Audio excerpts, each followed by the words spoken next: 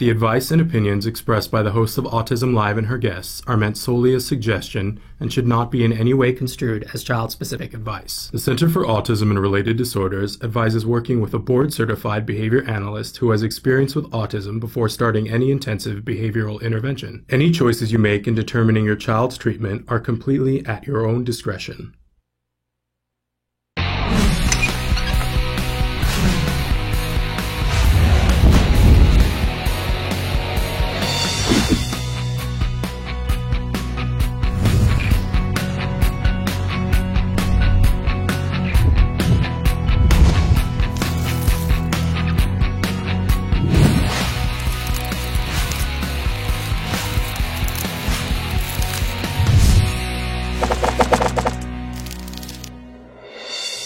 Good morning and welcome to Autism Live. I'm Shannon Penrod. We're webcasting to you live from the Center for Autism and Related Disorders headquarters in Tarzana, California.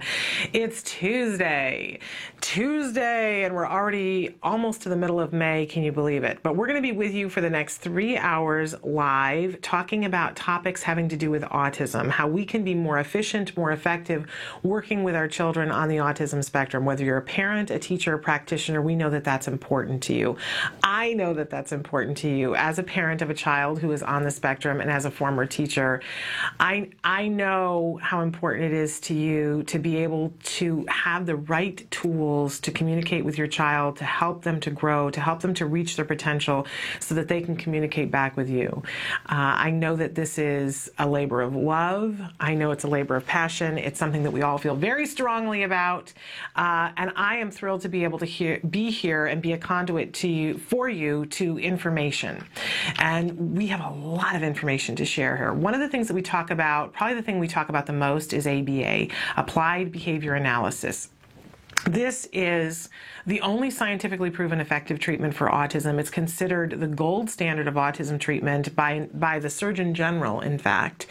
And it didn't just happen overnight, right? There have been a lot of studies that have shown that this is effective working with our kids. And not only is it effective working with our kids, it's effective working with all of our kids. What do I mean by effective?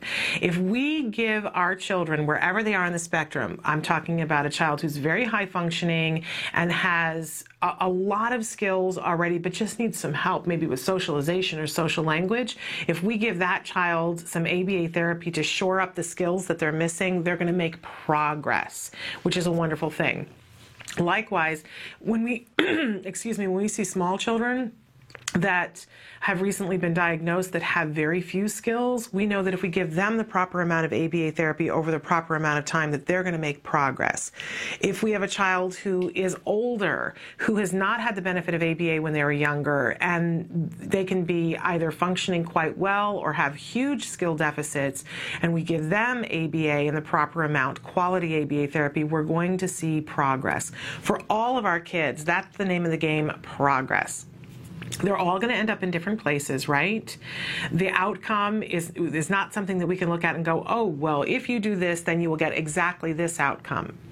Our kids are all different, so that would be insane to even suggest, right? But progress is possible for all of them, and that is statistically borne out in the studies that have been done over the last 20 years.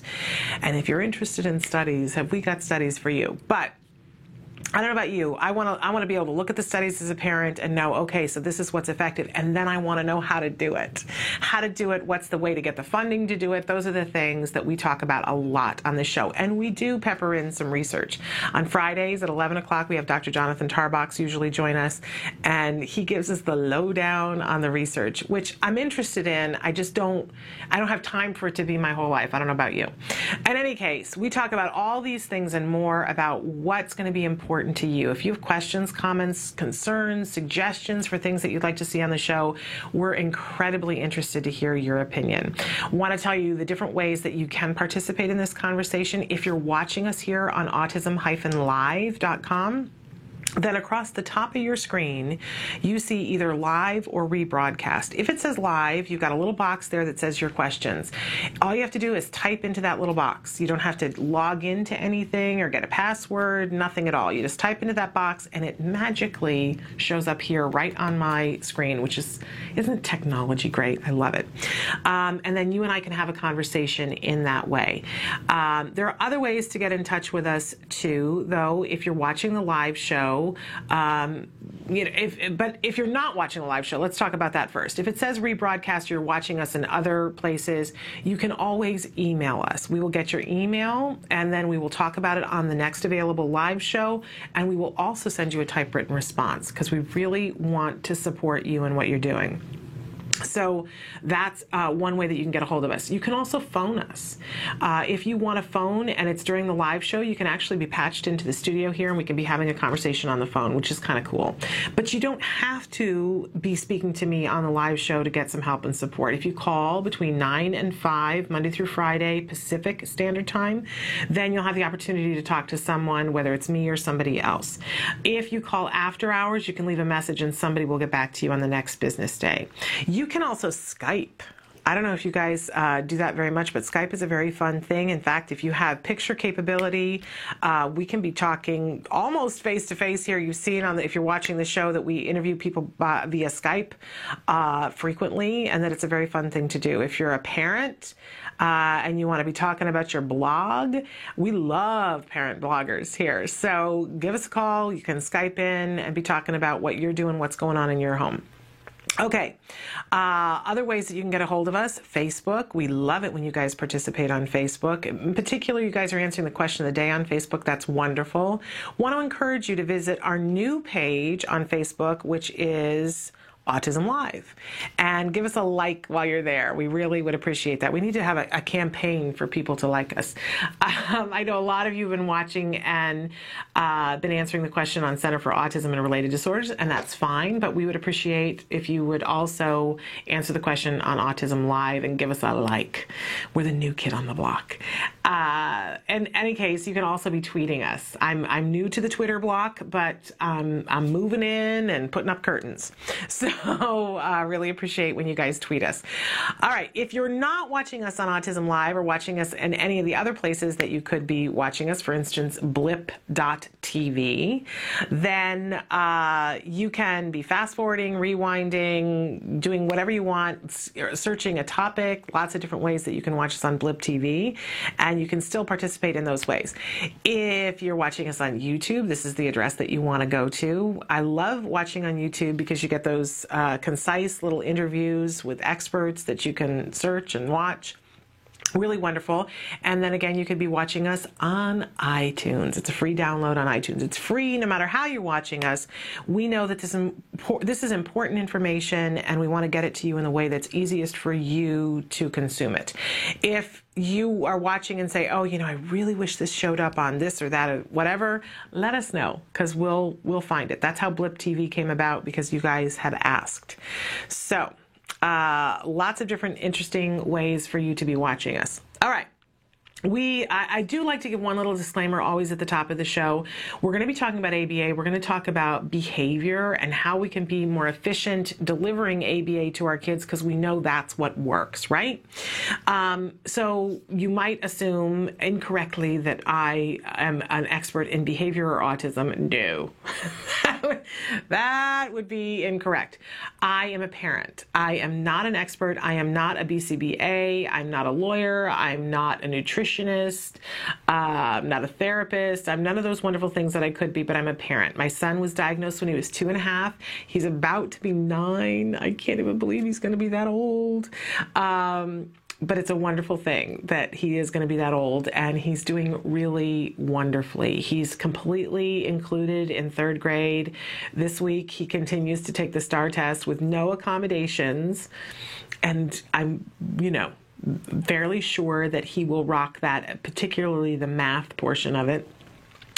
We were so thrilled last year when his STAR testing came back, and it reflected very clearly, because there's all kinds of tests and we do all kinds of assessments on a yearly basis, and my son, who when we first started this journey, they had said, you need to let go of expectations, and you need to not plan on him going to a neurotypical kindergarten, and you need to let go of a whole bunch of stuff, right? He's gonna be in special day classes his whole life, and college is not something that's gonna happen, and all of those things that so many of us hear, right? And I'm sure that was a possibility. But I got to tell you, we started ABA therapy, and my son has done so well. I didn't know if my son was ever going to be able to say, I love you. But that happened, and ever so much more, and we have these deep, meaningful conversations.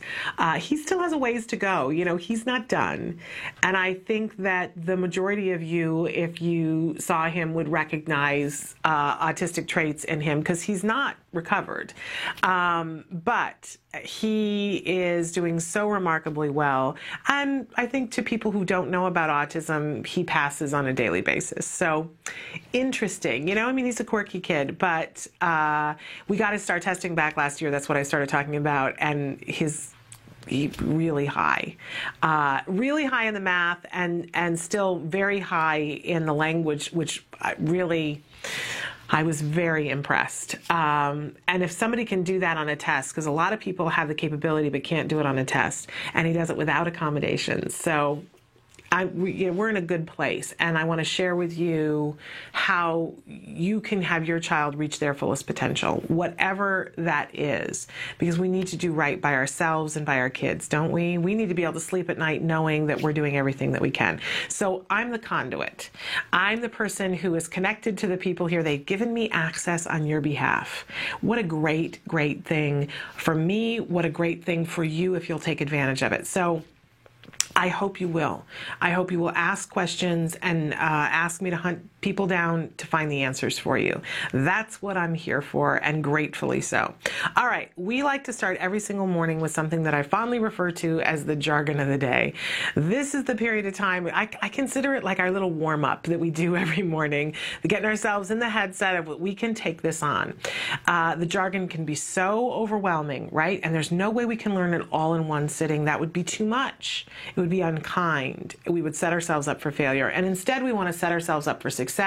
So we take one word, one phrase, one anagram at a time, and put the microscope, what am I trying to say? A magnifying glass on it.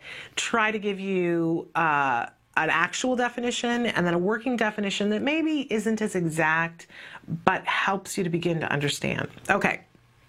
And we like to make fun of the actual definitions, because often there is more jargon in those than we know what to do with.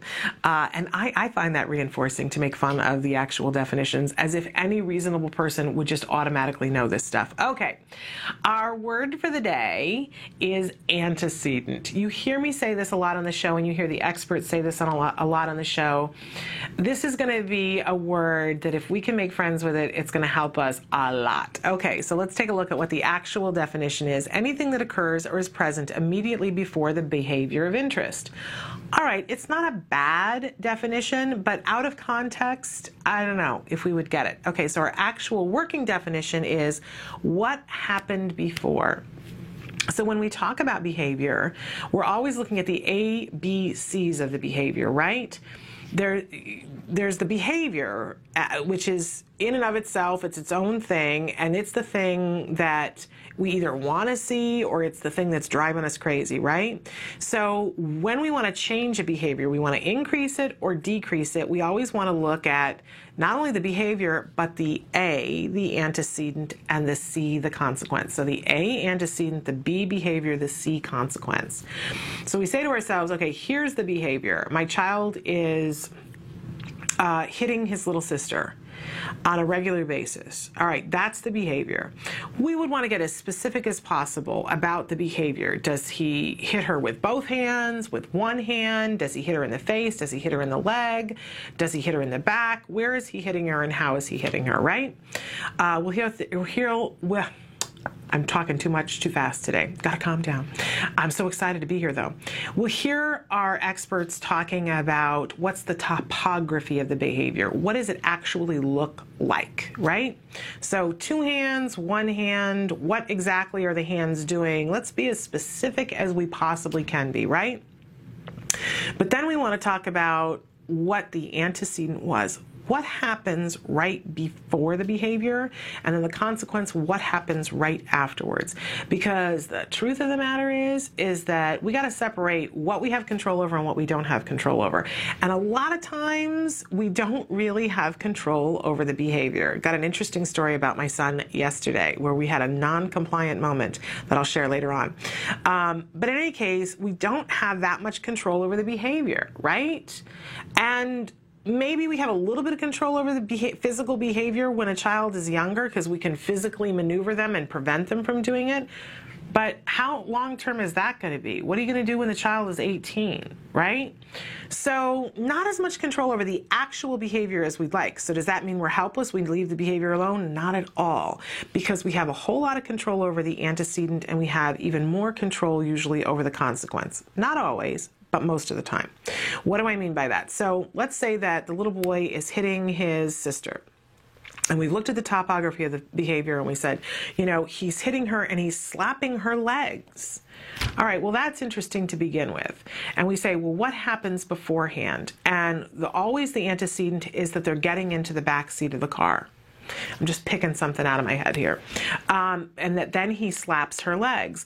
Well, as we look at this behavior, we begin to see that as she gets into the car, that she's getting some dirt on his seat. She's walking across his seat and getting some dirt on his seat, and then he has to sit in it, and it's very uncomfortable for him, so he's slapping at her legs when they get in the car. If we hadn't investigated to see, okay, why it's happening right when they get in the car, what does that tell us?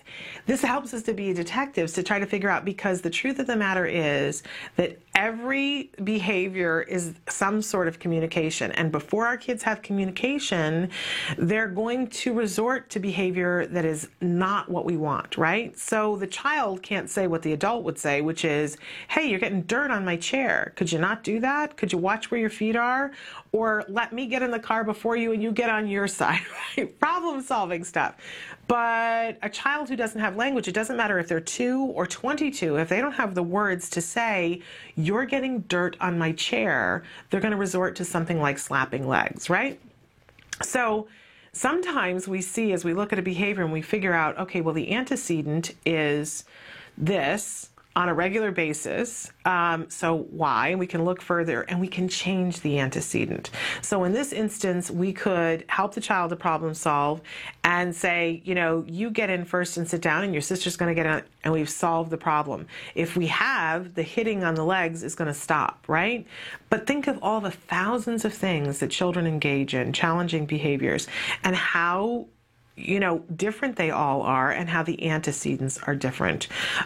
Let's say that same thing, the child is hitting his sister's legs, and we look at the antecedent and see that it's happening when they're playing with a certain toy that has nothing to do with a car. They're playing with a certain toy, and that when he slaps her legs, that she drops the toy that she's playing with, and he gets to play with the toy just long enough for her to scream, "Mom! He's hitting me again." And mom comes and takes the ball away and does whatever. But for that 10 seconds that it took for mom to get there, he got to play with the ball, which means hitting her legs worked. He got some time playing with the ball. And you might think to yourself, well, very little, and then he got yelled at. Doesn't matter. Let's remember that our kids are really into instant gratification. And if something works immediately, they're going to keep doing it.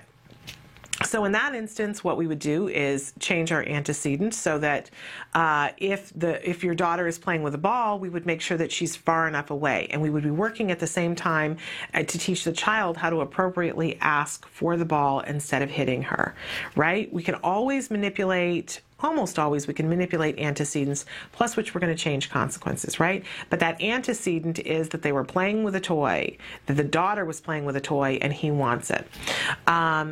Antecedents can tell us all kinds of information and help us to figure out what is going on with this behavior. We call it, what's the function of the behavior? What purpose is it serving? So really important for us to know what the antecedent is. Yeah, we can just say what's happening beforehand. And I know that my son's team at school, they're sick to death of me. They'll say, oh, well, this and so is happening. And I go, okay, well, what's happening before? Always. That's my first question always. Well, what's happening before? And then my next question is, and what's the consequence for it, right? But if you're around therapists, they'll talk about antecedents and antecedent modification.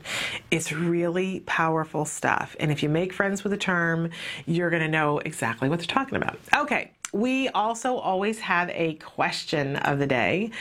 And our question of the day, from time to time, we like to give you room to vent. Other times, we like to give you room to be grateful, room to share. Yesterday was all about sharing, right? We asked you guys, what was the moment that you decided that you needed to seek out a diagnosis? Well, today, I want to know, who would you like to tell off? Who would it feel so good if you could just get it off your shoulders and say, you know what, and let it fly, and there would be no consequences? So who would you tell off? I can think of a couple of people. I can think of a couple of people that I would like to tell off. There have been a couple of people throughout the years that, I think it's frustrating when somebody is inept, right? And I've had the misfortune to meet a couple of inept people along the way, but I've met so many more people who are not inept, right? So if I were going to sit here and say, oh, well, the world is full of inept, I've been really fortunate. There's been a couple of inept people.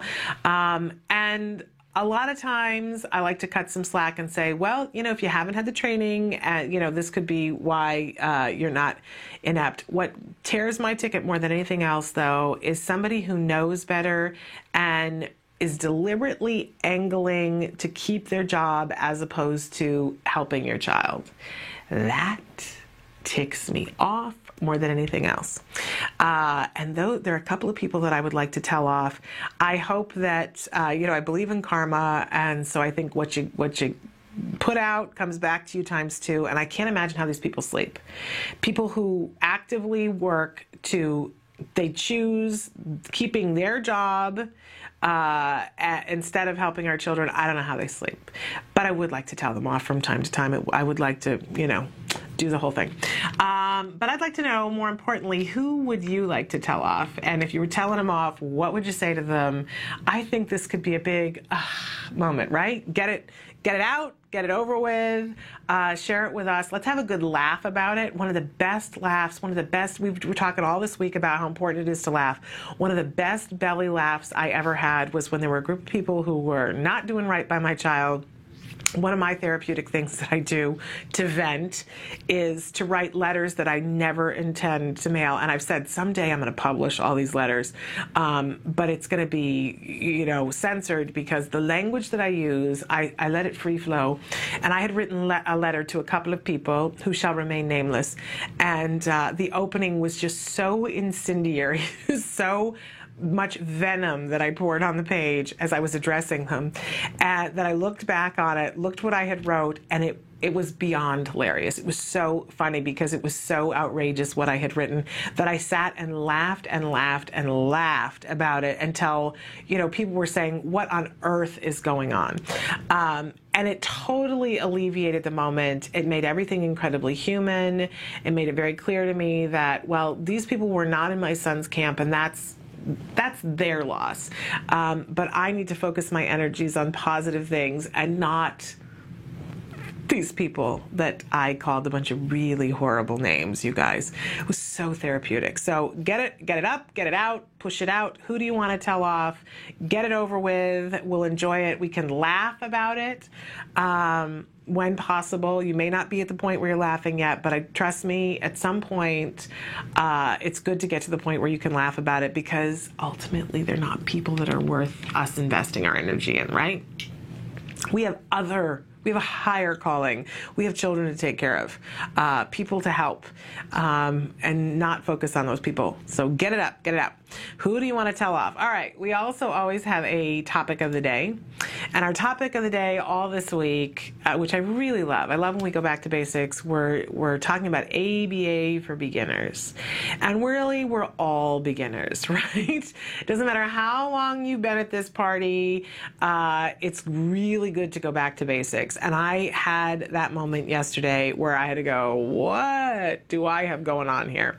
And go back to basics, and I'll talk about that a little bit later. But going back to basics, talking about the antecedent, because sometimes we forget. My son had 5 years of intensive ABA in our home, and now we do ABA with skills, and it's just part of our lives, right? But I still make mistakes, and boy, howdy did I yesterday. But you know what I'm really proud of is that I caught myself halfway in and went, I have the ability to change this right here, right now. I don't have to start over. I can change this right now and change the outcome. And I did, and it worked, and I went, whoo! So glad that I, in my head at least, went back to ABA for beginners. And I think it's important for all of us to do that. So to that end, some of the things that we're going to talk about today, some of the tips that we're going to give, it's Tuesday, so we have our healthy eating tip today. We're going to talk about the motor capabilities that our children have, and we're going to talk about cognition. And we may have a couple of surprises for you in store later on today. I want to remind you that tomorrow is Wednesday, so Evelyn Gould will be with us at 10 o'clock. She's a wonderful BCBA, Board Certified Behavior Analyst. She's with us for the whole hour from 10 to 11. So if you guys have questions that are really specifically tailored to a BCBA, please start sending them in, because we can store them up for tomorrow. And you can, of course, always come in live with us while we're talking to Evelyn. And then tomorrow at 11 o'clock on Wednesdays, we always have Let's Talk Autism with Shannon and Nancy. My co-host, my partner in crime, Nancy Alspaugh-Jackson. She's the executive director of Autism Care and Treatment Today, a wonderful organization that it's a nonprofit organization that raises money and gives the money to families, gives grants to families for things that they need, whether it's a fence, a technology device like an iPad, or whether it's testing that they need, help with medical bills, whatever it is. If you fill out the grant and are given the grant, it's for what you asked for. I just love that. They've given away more than $500,000, and Nancy is a force to be reckoned with. So love it when she's here with us on Wednesday. Let's Talk Autism with Shannon and Nancy. I know that we're having a special guest tomorrow from the Help Group who is going to be talking to us about summer camps. A very timely thing. We're all thinking now. I mean, there might be some of you that already have this completely under control, but I do not yet. I'm already thinking, okay, what are we doing for the summer? I know we're doing skills. I know we're going to continue on with a couple of things that we're in our home program that we're doing, but I know I got to have something more. So I'll be really interested to hear what the Help Group has to say about summer camps. Should be good. All right. So lots going on today, lots going on tomorrow. We're going to take a break, and when we come back, we're going to talk about some motor tips, specifically gross motor, and how we can tie that together with some other things. So stick with us, back in just a few minutes.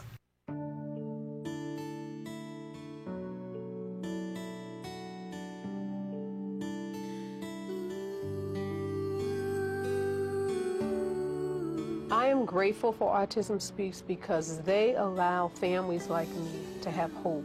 They're working towards having these children live better lives. There's a space for you.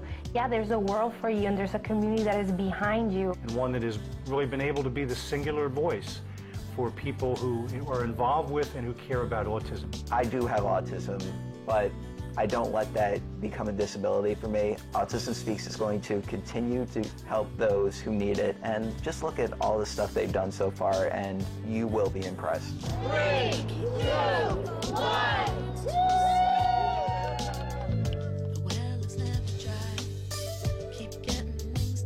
And you need to support the walks. We have to raise awareness, but we also have to raise funds to do the work. I'm grateful for Autism Speaks for one main reason, is they are allowing me to focus on the research. The work that Autism Speaks has been doing is critical for keeping autism research on the radar screen.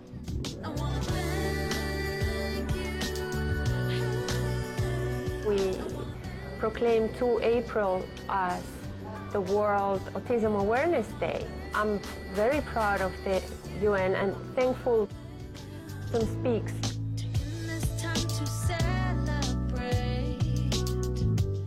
Getting the health mandate bill passed in New Jersey particularly, we needed to be able to make an argument, not just do this because it's the right thing to do, but do it because it's cost effective. When everyone else told me nothing was wrong with my son, I got information from a website that told me something wasn't right. I am so proud of Autism Speaks for creating these beautiful ad campaigns, which have reached people who are not affected by autism and have also created a greater climate of compassion and understanding. It's been really great for Bachman to have gotten involved with Autism Speaks early on. I think everybody here feels like they really make a difference. To make sure that we generate as much money as we can for Autism Speaks so we can all solve this puzzle together.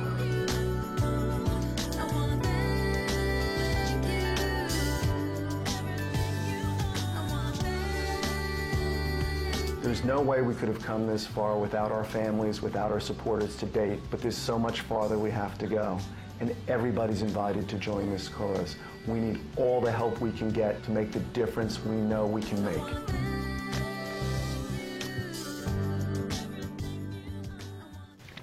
Welcome back to Autism Live. I'm Shannon Penrod. We're webcasting to you live from the Center for Autism and Related Disorders headquarters in Tarzana, California. And it's Tuesday morning. It's time to do a motor tip. We know that this is a huge part of our children's lives, that their ability to move their muscles in a way and have them respond to be able to do the kinds of things that they want to do. It's essential, right? And we typically separate motor skills into 4 different areas. Gross motor, fine motor, visual motor, and oral motor. And today I want to talk specifically about gross motor. This is the area, and you'll hear this when you're talking to experts, when you're at school, they'll talk about gross motor activities. These are the large muscle kinds of things that our children are doing. This is walking and standing and sitting and running and jumping and skipping and kicking a ball and hitting a ball. All of those different kinds of activities. Now, for some of our kids, they're not going to be behind. They might be completely at a typical level with their gross motor activities. But a fair portion of our kids are either going to be a little bit behind or even more substantially behind when they initially get assessed. I will tell you, cautionary tale too, that the first time my child was assessed, he was not behind in terms of these skills. But then I asked for him to be reassessed a little bit later when he was in kindergarten, and he was enough behind that he was eligible for services that would help him with his gross motor. So even if at one point your child is not behind, make sure, because other factors can contribute that make them behind. I was kind of thinking that it was because my son had spent so much more time doing therapy than we had. You know, the typical child gets a whole lot of time to run and play and jump, and my son still had some time to do that, but 40 hours a day, or 40 hours a day, that's impossible. 40 hours a week, he was having therapy. And so a lot of that time, you know, he was doing other things. There was still some gross motor stuff that was happening in that therapy, but, you know, he ended up being behind. I now look at it and say, oh, wait a second. The things that he's behind on weren't so much because of that, but because there was a visual motor issue that we weren't able to recognize until he was later. So we're kind of attacking things from that perspective now. But for our kids who have an Asperger diagnosis, what we're going to see a lot of times is that there is a lack of coordination, right? That kind of goes hand in hand with the diagnosis. So, and in any case, that our children, you could poo-poo it and say, I don't know how important that is to me, that, you know, my child be able to play basketball and dribble a basketball, right? I want my child to speak. I want my child to be able to understand what's happening around him and communicate with what's happening to her, right? These are my priorities. However, we know that having a social existence and being able to understand what's happening socially is going to be part of a success story, right? We can say that. And that having gross motor things working for them is going to help them in social situations. I think always, but especially when they're kids. I'm seeing this, that my son's ability now when he's in 3rd grade to negotiate the playground is dependent upon him being able to dribble a basketball this month. Now, next month, it'll be something else. It'll be kickball or baseball, but this month, it's basketball. And, you know, it's something that we're having to work on. It's not going to hurt him to be learning how to dribble a basketball and get better at it, right? And it can only help him to make more friends. So don't discount motor as just being something so that your child can play in a team sport. There's a social element to it as well. So from time to time, we give you a tip on different motor things, and today I wanted it to be kind of handed, because a lot of these things go hand in hand with other things. Have you noticed that? So you do the motor, and it helps with the social. Woohoo! It's a twofer. So I was thinking about what particular lesson we could talk about with motor, and I was thinking, well, you know, it's summer, baseball is happening, kids want to play baseball, and there's the whole dealing with the ball, catching the ball, and hitting the ball with the bat.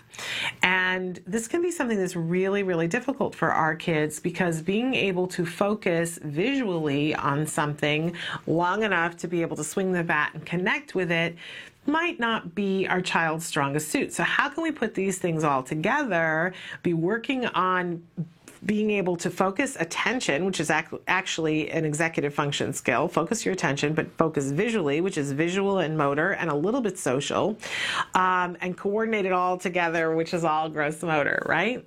Well, there are lots of lessons and skills to help our children to be able to do the gross motor things and to be able to hit a ball with a bat that are really, really useful. But the main thing that we want to know about any skill that we want to teach our children is that we have to make it reinforcing, right? We have to set them up for success. Well, we were talking before about antecedents and all the things that are involved in behavior. And when you think about we did a task analysis on hitting a ball with a bat, there's a lot of places where the child could disconnect and not have success, right? Because the ball is coming towards them. The child might be afraid of a ball. There's a whole timing issue. They've got to be looking at the ball, right?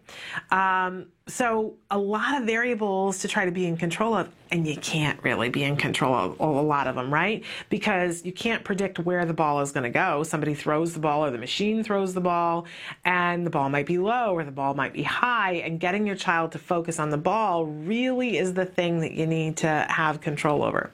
Well, lots of different things that you can do. And first of all, you want to start with a ball that's really, really soft, because our children tend to, if something's coming at them, it's kind of overwhelming, right? And we all flinch and don't want to be hit by the ball. I just made that face, and I know that our technical director, Emily Goodwin, is going to freeze frame one of those horrible faces I just made. Emily, I'll get even with you later. In any case, I digress. Get a softball so that if it's going to hit them in the face and you want for it to not be aversive, make sure that they are not flinching away from the ball, because you're not going to make the progress. So have it be something that's really soft, and make sure that you're reinforcing them and saying how great they are that they got hit by the ball and it was no big deal, right? But then there's a little trick that the women's softball team did before the Olympics. I think it was 2 Olympics before, that I just thought was brilliant. My dad used to coach professional women's softball. So anytime there's something about being, you know, another trick of being able to make better contact with a bat and a ball, I always take note, because my dad would have thought it was fascinating. And I loved what this coach did for the women's Olympic softball team. They took all of their balls, their softballs, and they wrote numbers on them. And they would rotate the balls so that the balls wouldn't all be there at the same time. And you might be thinking to yourself, okay, you know, this is going to get expensive, but not that expensive. You can go to the dollar store and get really soft balls and get maybe 4 of them and write numbers on them. And then what they would do, and when they were doing practice with the women's softball team, is that they would pitch to them, and the girls were expected, the women, excuse me, were expected to yell out the number that they saw on the ball. So it didn't matter whether they struck out. It didn't matter whether they got a home run in practice. What mattered to the coach, and what he constantly reinforced, was, I don't care if you never swing. I want you to yell out the number on the ball. And what they found was that all of the girls' batting averages went up. Why? Because they were focusing on that part of the task, which was recognizing the ball number on the ball, which required intense eye contact. And so when they did swing, they were much more likely to connect. All of their batting averages went up. And there are teams all over the world now that use these techniques of putting numbers on the ball. Well, numbers may not be reinforcing enough for our kids. Maybe you, instead of writing a number on the ball, can put stickers of their favorite characters, whether it's a Disney character or something else, put it on the ball and throw it to them and tell them, you have to tell me, who did you see? Did you see Donald Duck? Did you see Mickey Mouse? Because then you're going to get that important step, which is looking at the ball the whole way in. I think the key is making it reinforcing enough for them to do it. The Olympic coach was saying, I don't care about anything else, but you know, people who see the numbers on the ball, they're going to get the most praise for what's going on. For our kids, we got to make it something interesting on the ball. But when we do, we're going to be working on visual motor. We're going to continue with the gross motor with the swinging, but we're going to be more likely to have that be reinforcing. Because let's face it, there's nothing reinforcing about striking out, right? But when you feel the bat hit the ball, that's really reinforcing, I think, for almost everybody. So, but again, we want to be reinforcing it with other things. So when they do hit the ball, it's praise, it's whatever is reinforcing to them individually. But I think a really interesting thing that we can borrow from the women's Olympic softball team, so that we're working on all those things together and getting the gross motor under control at the same time. It's a wonderful thing. Okay, we're going to take a break, and when we come back, we're going to give the healthy eating tip of the week, so you won't want to miss that. Stick with us. I'm Joe Montaigne. As a father of a daughter with autism, I know the challenges that brings. Military families impacted by autism wage a battle on 2 fronts. One for their country, and another for their children. I know your God knows we're in a battle zone. Well, I'm fighting a war back here, and I'm fighting it all alone. With 1 in 88 military children diagnosed with autism, the families face extraordinary challenges. But there is hope. With intensive treatment, the lives of children with autism and their families can be changed. You can make a difference. The day we've all been waiting for. To learn how you can help a military child with autism, go to acttodayformilitaryfamilies.org. Thank you. Maybe tomorrow.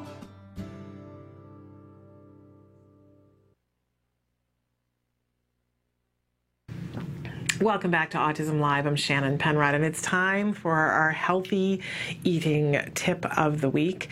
And it's the perfect time of year for us. We've talked before on the show about how important it is to be as organic as we can be. We've talked about the Clean 15 and the Dirty Dozen. If you're interested in more information about that, all you have to do is Google. There are plenty of different sites that will tell you, and it changes a little bit from year to year, so it's not a bad idea to kind of Google it and get a refresher. But there are certain types of fruits and vegetables that are more likely to have a pesticide residue on them than others. It's kind of common sense because if something has a thick skin on it, it's going to absorb most of the pesticide residue.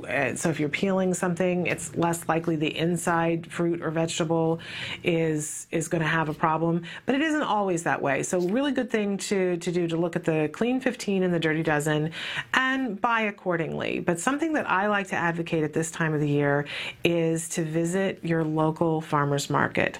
And, I live in Southern California, so I'm incredibly lucky and grateful that we have farmer's markets year round. They cycle in and out of different produce, and there are months where it's still, a little bit on the thin side, but we're moving into an area where everybody's farmer's market is going to be open and have a wider variety. And it's a really great way to get fresh food, to support your local farmers, and to also have an opportunity to talk to the people who are growing it.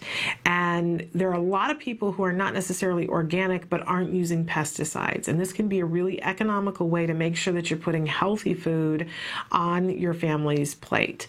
That I make it a habit to go to our weekly farmers market, and I know everybody now, but I still have conversations with somebody who's new or ask about a specific item and say, are you using pesticides?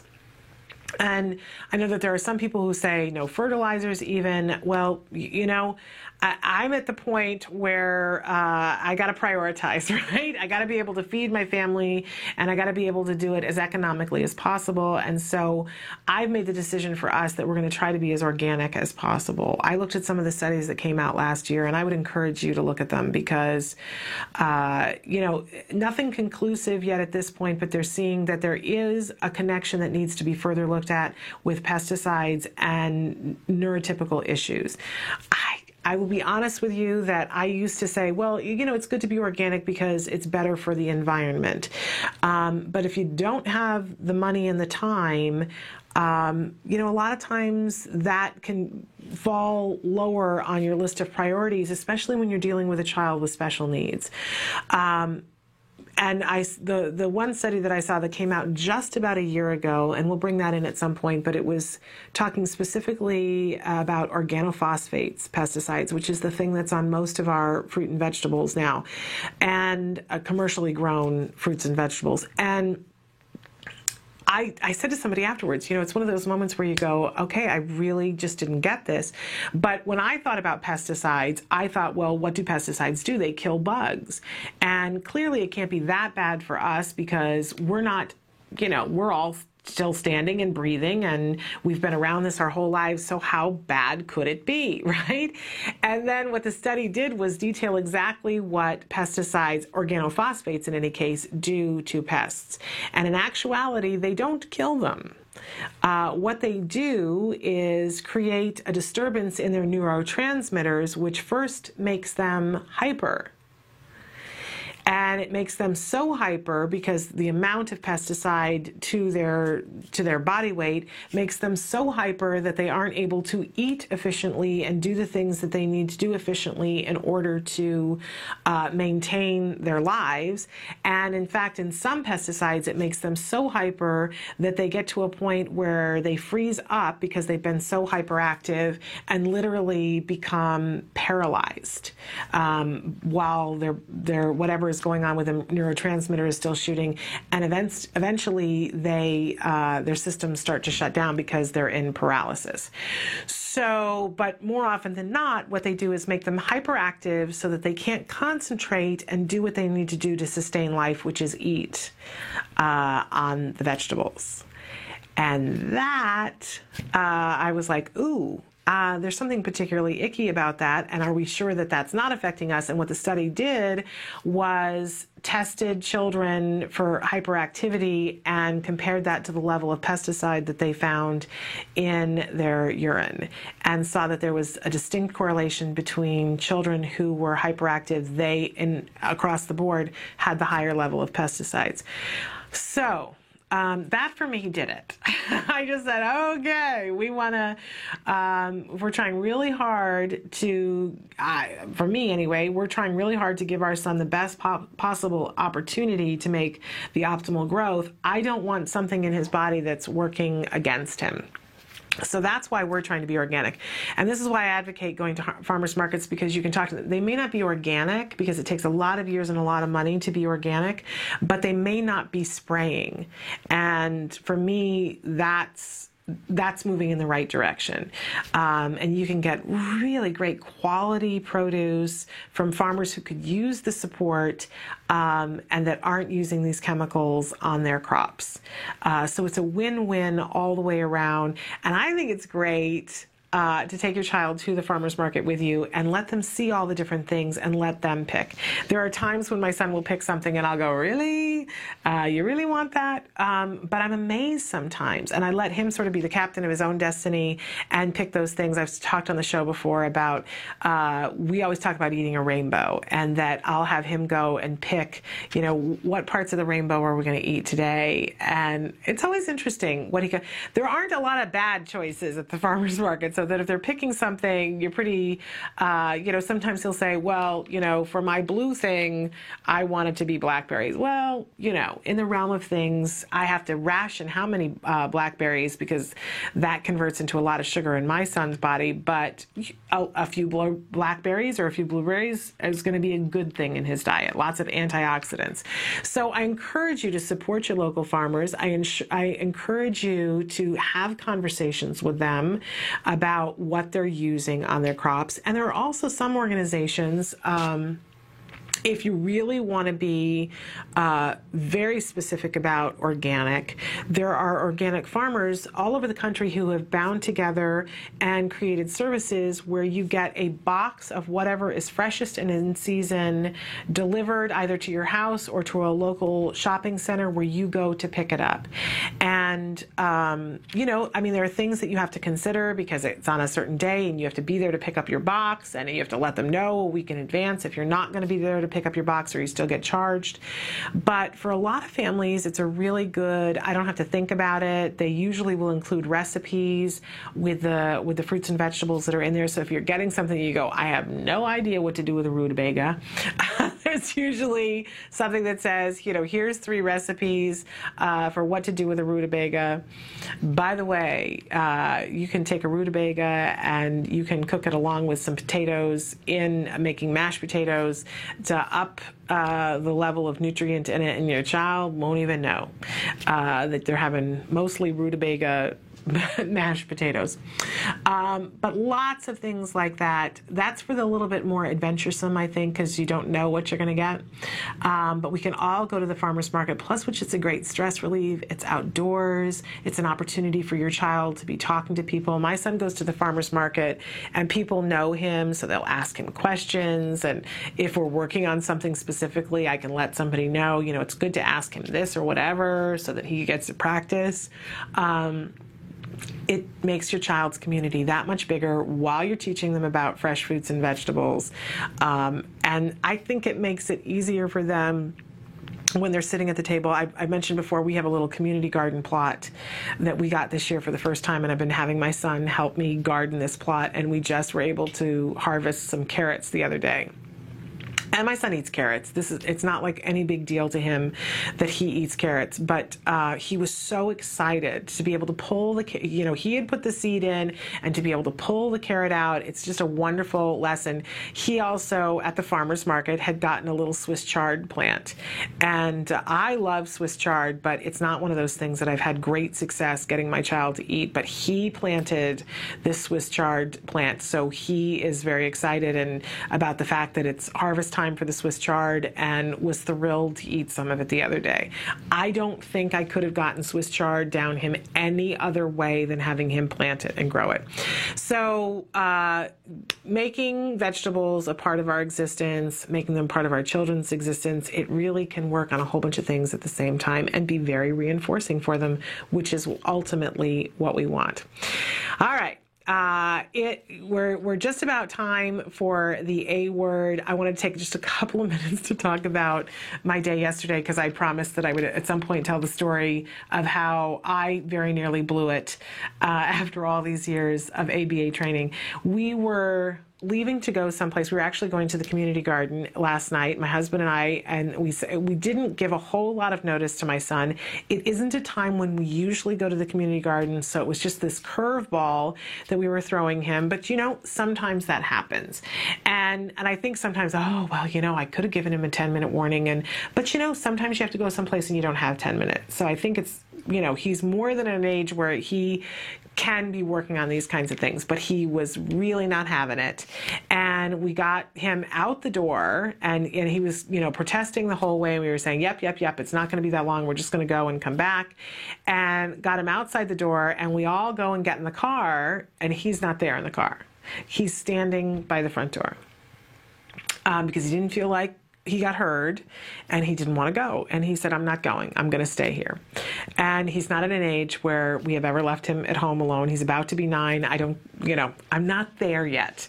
And I said, okay, I heard you. I know you don't want to go, but you need to get in the car, right?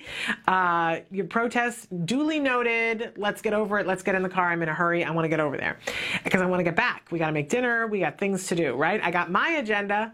I'm ready. And why is he not complying? And he's going, no, I'm not going.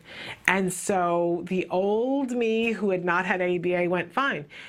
Good luck. I hope nobody, get into total punishment mode, total bad parenting mode. I was like, well, good luck. I hope nobody comes. The door to the house is locked. So you're going to sit outside the whole time. Right? And I figure he's going to relent because I've put fear on his plate. Bad parenting, Shannon, bad parenting. Anyway, I go and I get in the car, and I said, we'll just sit here. My husband's like, what's going on? I said, he doesn't want to come. We're just going to sit here for a minute. We're going to give him some time. And he doesn't come. So I said, well, just back out the driveway and, just be mindful of where he is and be watching, because the one thing I don't want to have happen is us hit him as he's running out to the car thinking that we're leaving. Well, you know what? My son's not a little boy anymore. He wants to be home by himself. So we backed out and parked in a place where we could see him, and he says, I'm not coming. I am not coming. And I'm sitting there and I'm ready to start taking stuff away. I'm like, well, there goes your DS, and there goes watching TV, and here goes, right? And I even started to say some of this, and then I went, what are you doing? This is never the way you gain compliance. Not ever. And I can go and have a discussion with him about this, or I can go back to ABA basics, which is that I want compliance, and the only way you get compliance is by catching them doing something good. And if you can't get them to do something good, then you get them to do something that they already wanted to do, and then you offer praise and reinforcement for it, and that becomes part of your distraction to get them to do the thing that you want to do. So I went, right? I talk about this on a regular basis. Where did it go in my head? But so I went up to him, and he was like, you're really mad, aren't you? And I said, no, I'm not really mad. You know what I was wondering? And I totally changed the subject, and I said, I was wondering if you could hold this for me. And it wasn't particularly something that he wanted to do, but it was all I had in the moment. And I said, could you hold this for me for a minute? And he's a very sweet boy. And so he took and held my bag, and I said, thank you so much. You're such a good boy. And I really appreciate how you help me all the time. And now he's like, oh, because he was expecting to get a lecture and more of the nag, nag, nag. And I was having a quiet moment where I was giving him my full attention, which is what he was not feeling he was having before. And I stood there and I said to him, you know what? I know you don't want to go. I did hear you say that. I know you don't want to go, but we desperately need to go. And I really want you to come with me because I always have more fun when you come with me. And did I forget to tell you that on the way back, we're going to stop at the store where we get, this basically it's a health food store where we get the kind of stuff that's a big reward for him. And I said, so I need for you to come with me because I want you to help me pick it out. And he says, oh, okay. And he went and got in the car.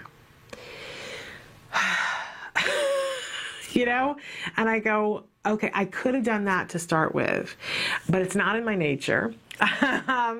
But it took like a moment of me being caught up in my own stuff.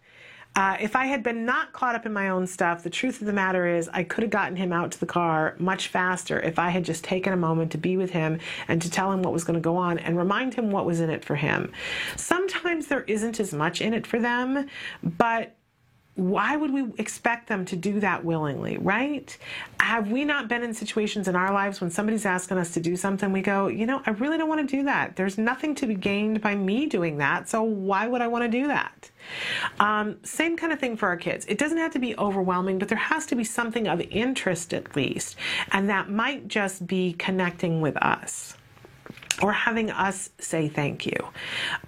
So in any case, we went, we had a wonderful time, and every place that we did, I made sure that I reinforced and said, I'm so glad you're here with me because I always have a better time when you're here, and I so enjoy being with you. And, you know, I ended up getting a hug and him saying, Mom, I really like being with you too. I'm glad I came. But I was about to have the meltdown of all meltdowns, and I could have tried to pick him up and carry him, but you know, and I think it crossed my mind at one point. I was like, what am I going to do? Because he's big enough, I can't carry him to the car anymore. So I don't have any other option anymore to get compliance except to reinforce and go back to basics. So I offer that up to you because I was blowing it bad, and we all will, right? Okay. It's time for the A word, though, and this is the wonderful documentary that's being made here at the Center for Autism and Related Disorders that's following a family through their good days and their bad days, and we're all going to have them, right? Last week, they had an episode where the child had started biting, Jack Riley had started biting, and there was some frustration, but they've gone back to basics, they've applied the basics, and they're getting it done. So take a look at how they're dealing with biting now, but in particular, we're going to talk about when our kids line things up. So watch and we'll talk about it afterwards.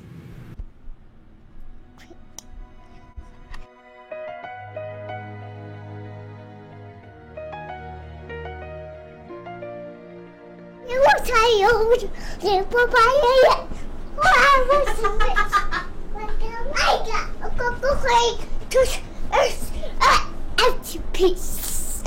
Have fun.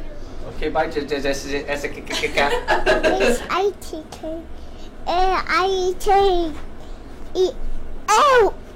Oh. He's starting to sit a little bit longer, and he gets the idea, okay, if I sit, get my stickers, then I can go. This is actually a 10 token board, but right now he's only on 5 right now, but eventually we'll move him up to 10. It's a good way for him to visually see, you know, that there is an end. Like once I get all the board filled up with stickers, then I can leave. Jessica does a preference assessment to see what Jack Riley wants to work for before she begins her first trial. Okay, what do you want, pancakes or do you want bubbles? Bubbles. Say I? I want pancake. Okay. Do you want pancakes or bubbles? Pancakes. Pancakes? Say, I want pancakes. Want pancakes. Okay, sounds good. What's your dad's name? Mike. Mike, good job. Here you go. Gonna put the J on? Push the J on. Put the J. J. Good job. Nice job. When's your birthday? December 15th. December 15th. Good job. How old are you? 2. Nice. Can you show me the fingers? 2. 2. Good job. Here you go. What's your mom's name? Cheryl. Cheryl. Very good. Whoops. Whoops. Here you go. Put another one on there. Where does the K go? Good job. What does it say? Jack. Say Riley. There you go. All done. Here you go. It's good. Okay, go play. See you later.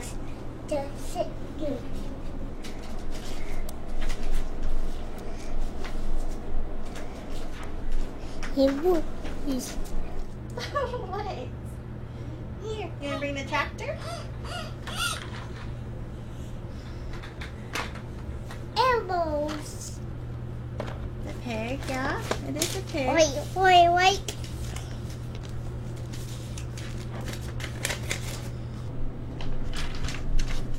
He's lining up the dinosaurs in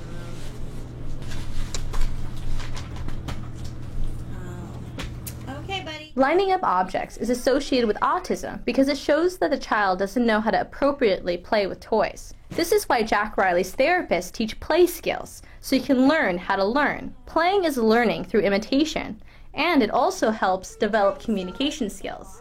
This is why the behavior is redirected. Let's make a bridge for the dinosaurs. Are they friends?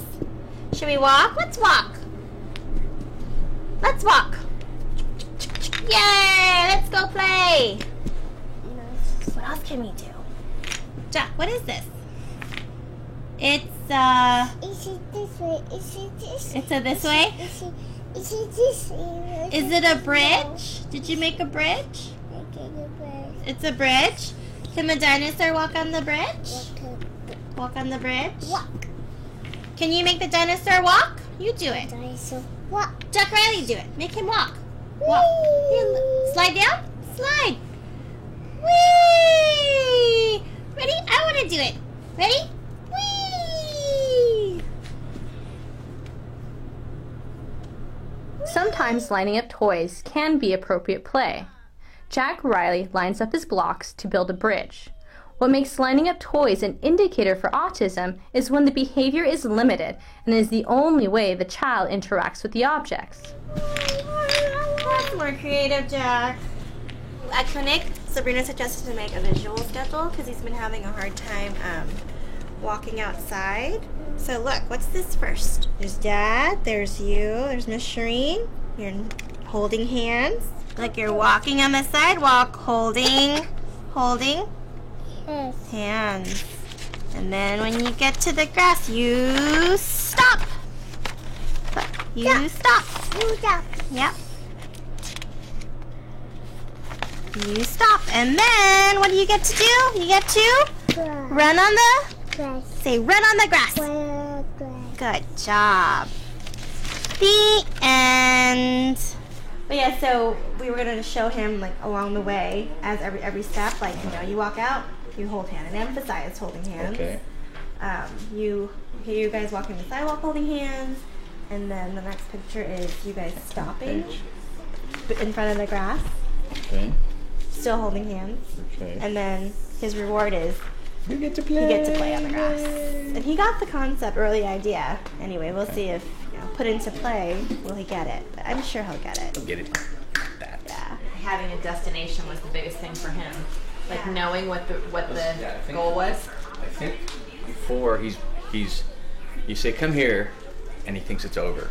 And yesterday he'd be playing and Cheryl would say come here, and he would run down, and then she'd whisper, you want to go to the grass? And he just was. Good. I think it's all been about, now we have to go in every time we call him.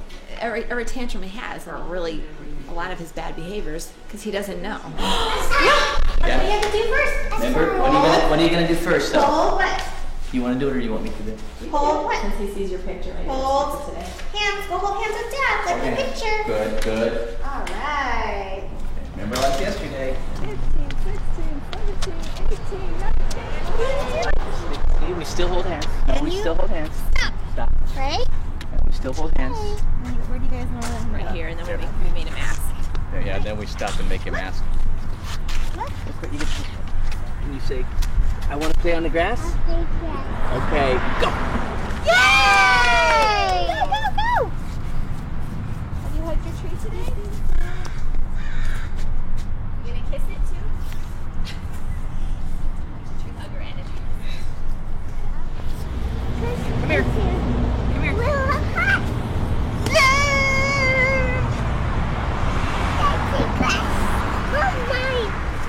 Goes. Yay! Uh-oh, wet butt. Wet butt. Hey, do you want stairs or grass? Grass. Okay, stay with Mom. 10 steps. 10 steps. Ready? 1, 2, 3. Stay with me. 10 steps. 1, 2, 3, 4, 5, 6, 7, 8, 9, 10.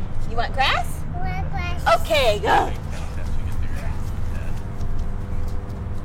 Using a visual schedule has helped Jack Riley a lot on outings because he can anticipate what will happen next. And unlike last week, there has been no aggression or biting. Whether it's a token board or a visual schedule, having items JR can see helps him a lot to know what's happening next, and therefore be a lot less anxious. What do you want? You want grass or do you want... Okay, go play. Yay!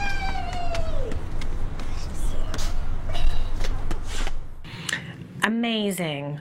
Amazing documentary. I took some notes here, some things that I wanted to talk about. First of all, let's talk about what a token economy is. And you saw that she had a couple of different things there that she was working on with him.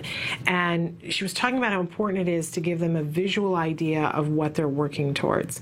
That what we see fairly quickly when we're doing a DTT series, you might do 10 different trials of something. And the reason why we're doing that is to give them ample opportunity to get it right. If I asked you to learn how to broad jump and I said, okay, so we're going to do it and I'm going to give you 1 opportunity a day. The difference between if I gave you 10 opportunities in this hour and 10 opportunities in the next hour and 10 opportunities in the next hour and 10 opportunities tomorrow, imagine how much better you would get at broad jumping and how much quicker that would happen, right? So we want to give our kids ample opportunities to be able to begin to learn a skill. We're gonna practice the skill in lots of different ways, but in the beginning, we're gonna go about it in a DTT approach, a discrete trial teaching approach, which means that we're gonna set up a trial. It's gonna be bing, bing, bing, bing, bing, bing. Then I'm gonna ask you to do something, you're gonna do it, I'm gonna praise you. Then I'm gonna ask you to do it again, and you're gonna do it, and I'm gonna praise you again, and I'm gonna give you reinforcement for it. I'm gonna ask you again, and you're gonna do it again, and we're gonna go, wow, this is great. And then I'm going to have a predetermined amount of times that I'm going to do it. Probably, a good beginning point is 10, but maybe you're not always going to do 10.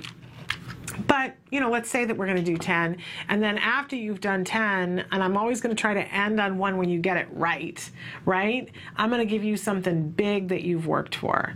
And what we want to do with very little kids is start to get them into this rhythm where they understand, I'm going to be asked to do things that are uncomfortable for me, but it's going to be quick and painless, and then I'm going to get rewarded for it at the end, right? So we don't want them to think that it's just going to be this endless drudgery of, we're going to be here until you get it, right? That's not the kind of situation we're trying to set up at all.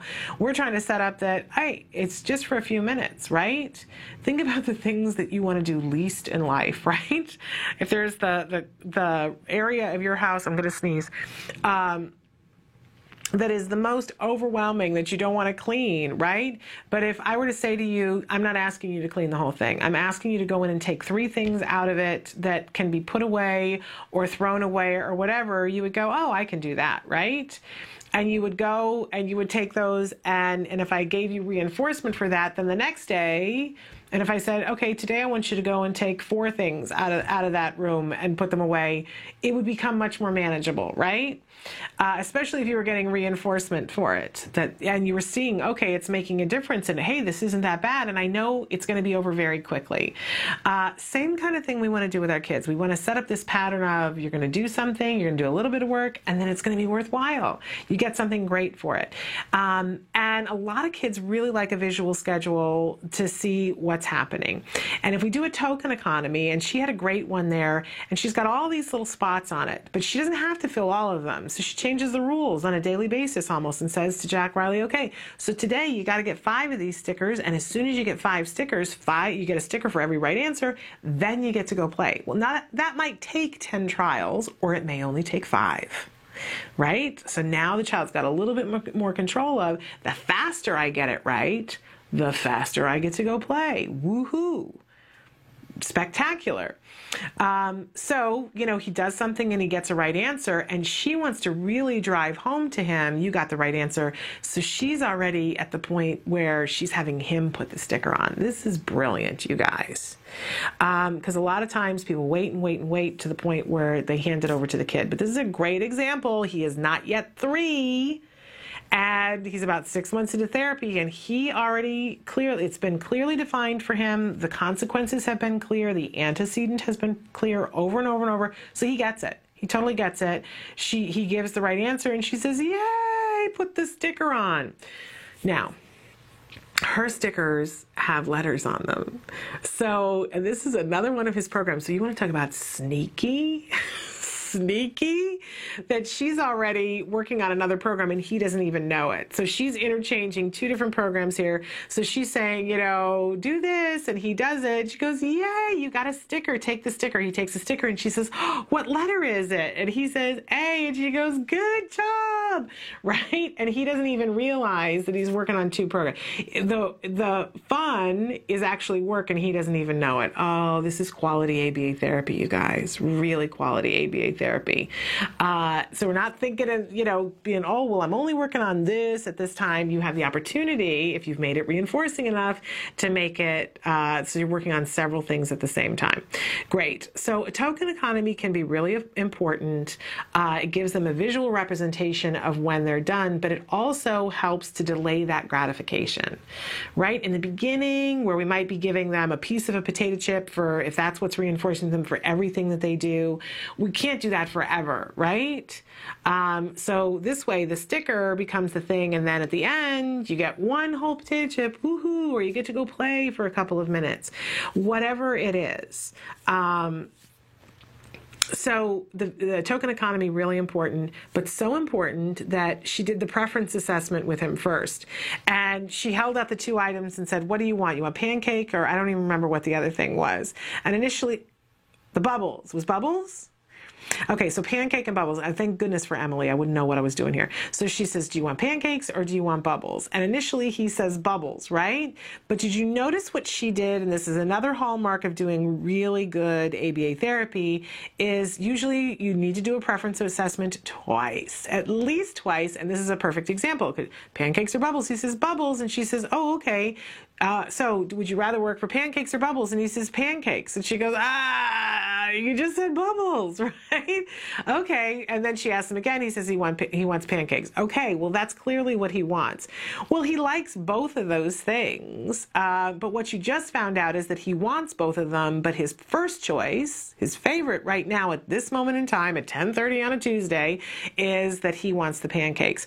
But when he's had enough pancakes that he's not interested anymore, that you're going to be able to pull out the bubbles, and it's going to be the next thing, the next best thing, reinforcing. Don't we do that sometimes too? That somebody will say, would you like water or iced tea? And you go, I'll have water. And then the waiter starts to walk away and you go, no, you know what? I really want some iced tea. Our kids are like that too. Worth it to do the preference assessment twice. Don't make it big, long, drawn out. Get in, get out, but really know what they want. Okay, and then the lesson that they're working on with him is personal knowledge. And this is in its personal identity information. This, in the skills curriculum, by the way, this is in the social language, and under social curriculum, under the social language domain, that we teach our children when we ask them questions to come back with the right response. We teach all of our children this, right? Whether they're on the spectrum or not. It can be harder to teach children on the spectrum because sometimes they have difficulty with understanding the receptive question of what's your name, or what's your dad's name, or what's your phone number. That can be hard for them. And equally, some of them have difficulty accessing the memory of remembering this thing that I got to remember every time somebody asks me. That's working memory, and it can be a difficult thing. There's a whole program to work on working memory. And to understand and be able to verbalize what the answer to the question is. So a lot of things that we're working on here all together that's going to be helpful and useful. But they're saying, so what's your dad's name? And so he says, Michael. Really wonderful. And again, he gets the sticker and they say, what's the letter? Fabulous. We're working on personal information. We're working on expressive labels for letters. Absolutely fabulous. And then he gets to take his break, right? He's gotten enough stickers, and she can change it tomorrow. If he's hitting 5 all the time and it's working great, then she can push it to 6. You got to get 6 today, right? You get 6, then you're going to get your big playtime. So he goes off to play, and she notices that he starts lining up the dinosaurs, and then he starts lining up the blocks. And they show some footage of earlier Jack Riley where he was lining up everything. All of our kids aren't going to line things up, but a lot of our kids will. It's one of the symptoms that we see early on that, if we know what the symptoms of autism are, we go, and Parents will frequently say, I don't know what to do, my child is lining things up. That does not mean that your child has autism, as they tell you in the show, but it's a symptom that you need to be concerned about, because when a child is lining things up, they're creating order with these objects that are already reinforcing to them, and they don't have a full repertoire of what else to do with them. It's not insurmountable. We just want to teach them how to play with those toys. And I love that what she does is she doesn't just let him continue to line it up, and she doesn't mess it up on him and say, you can't do this, you're not allowed to line things up. It becomes a very NET moment where he's saying, this is what I want to do. She comes into his world and says, wow, this is cool, I really like what you've done here, and she names it a bridge. You can see this child who now has enough receptive language. She's like, oh, look, you made a bridge. And he looks at her and he's a bridge? Huh. I didn't see that as a bridge. You could see it in his eyes. He was like, oh, that wasn't what I was going for at all. But if you see a bridge, it's all good for me, right? But she doesn't leave it there. She intrudes upon his world and starts to play with this thing that he created as if it's a bridge. She brings in the dinosaurs, which have been lined up, and she makes them slide down the bridge. But you notice how he goes along with her. It's like, oh, cool, this thing is now a bridge, and I want to have my dinosaur slide down the bridge too. She didn't tell him he was wrong.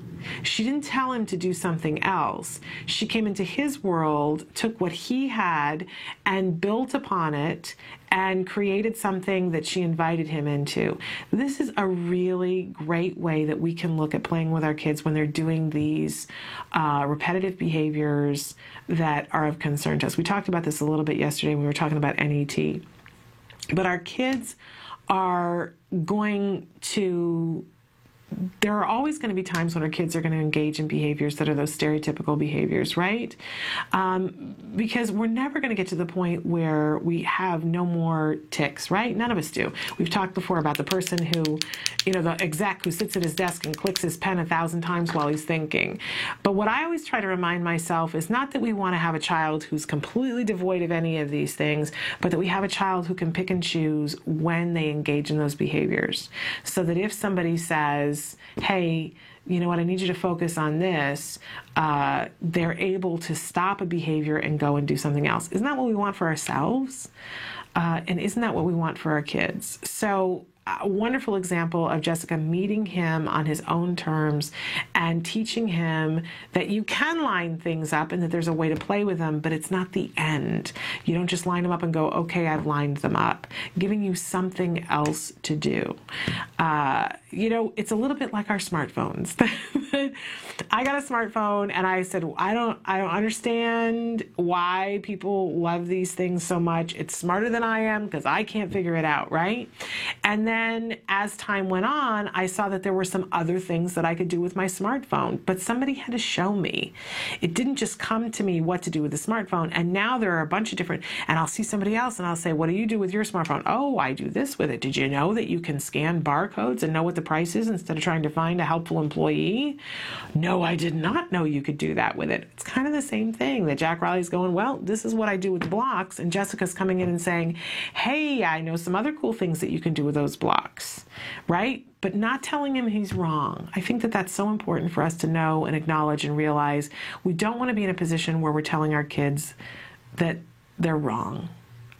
You can line stuff up. It's not the end of the world to line things up, but look, there's this much more to do that's really exciting, opening their world to other things. So love, love, love this documentary, this ongoing documentary, The A Word. I hope you guys are watching it.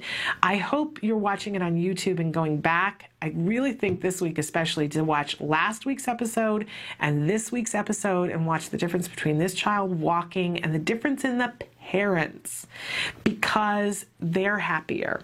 Right? They know they've got their tools in place. They know how to react. Last week, Dad was saying, I don't know what to do. I have no idea what to do. And don't we all feel that way? I felt that way with my son last night. I was like, I don't know what to do. I can't pick him up and throw him in the car. That's not the relationship I want to have with him. And physically, I can't pick him up. But then we remember, okay, wait a second. I've got these tools and now I know what to do. And our life is so much happier. We feel like better parents. Our kids respond better. So watch those 2 episodes. episodes back to back and see the difference in the son, but in the parents as well. It's so wonderful. All right, let's take a break and we'll be back in just a couple of minutes. Stick with us.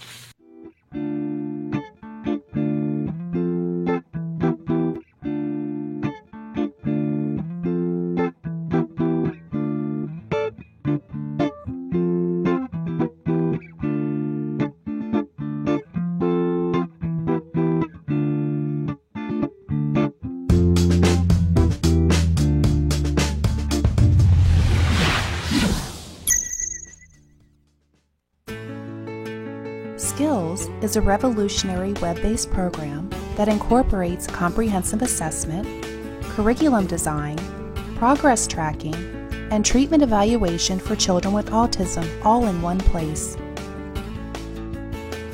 Developed by the Center for Autism and Related Disorders. Our approach is based on over 40 years of research on the principles of learning and their application to improving the lives of children with autism. How does Skills work? Created with speed and simplicity in mind, Skills was modeled on an easy 3-step process. Step 1. Start assessment. Step 1 begins with our intelligent assessment system, which consists of a series of questions. This assessment is essential to identifying your child's level of skills compared to their typical peers across all areas of development. This includes assessing social, motor, language, adaptive, play, cognition, executive functions, and academic skills.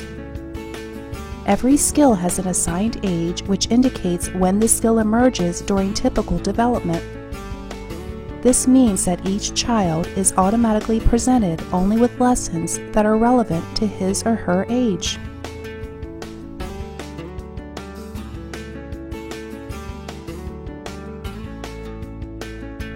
Step 2. Choosing activities. It's now easier than ever to build an individualized treatment plan. In Step 2, you are presented with an individualized pool of activities that are directly linked to your student's assessment results. Each activity represents a specific skill that has been indicated by the assessment as needing to be taught. Activities are categorized by curriculum and then by lesson. There are 3 main types of skills: building blocks, fundamental, and expansion skills. Fundamental skills are necessary for successful everyday functioning. Building blocks are prerequisites to a fundamental skill. Expansion skills are non-essential skills, but may provide further enrichment in certain areas. After reviewing the activities available to you, you can quickly add your chosen activities to the treatment plan by simply checking the box and clicking the button. Step 3. Start treatment. Once you have selected and added the activities you want, you are ready to begin teaching. Skills provides you with all the tools necessary to design and manage an effective curriculum plan, such as printable activity guides that are customizable by the teacher, supplemental teaching aids including printable data sheets, teaching guides, visual aids, worksheets, and tracking forms, detailed IEP goals and benchmarks for each activity, brief and visually appealing video tutorials, a variety of treatment progress and clinical timeline charts, and lots more. And since Skills is completely web-based, everything you need is available 24 hours a day, 7 days a week, in one easy-to-access location. Skills users even benefit from unlimited access to a support community, where they can ask questions and share ideas with a skills expert. Skills is always with you.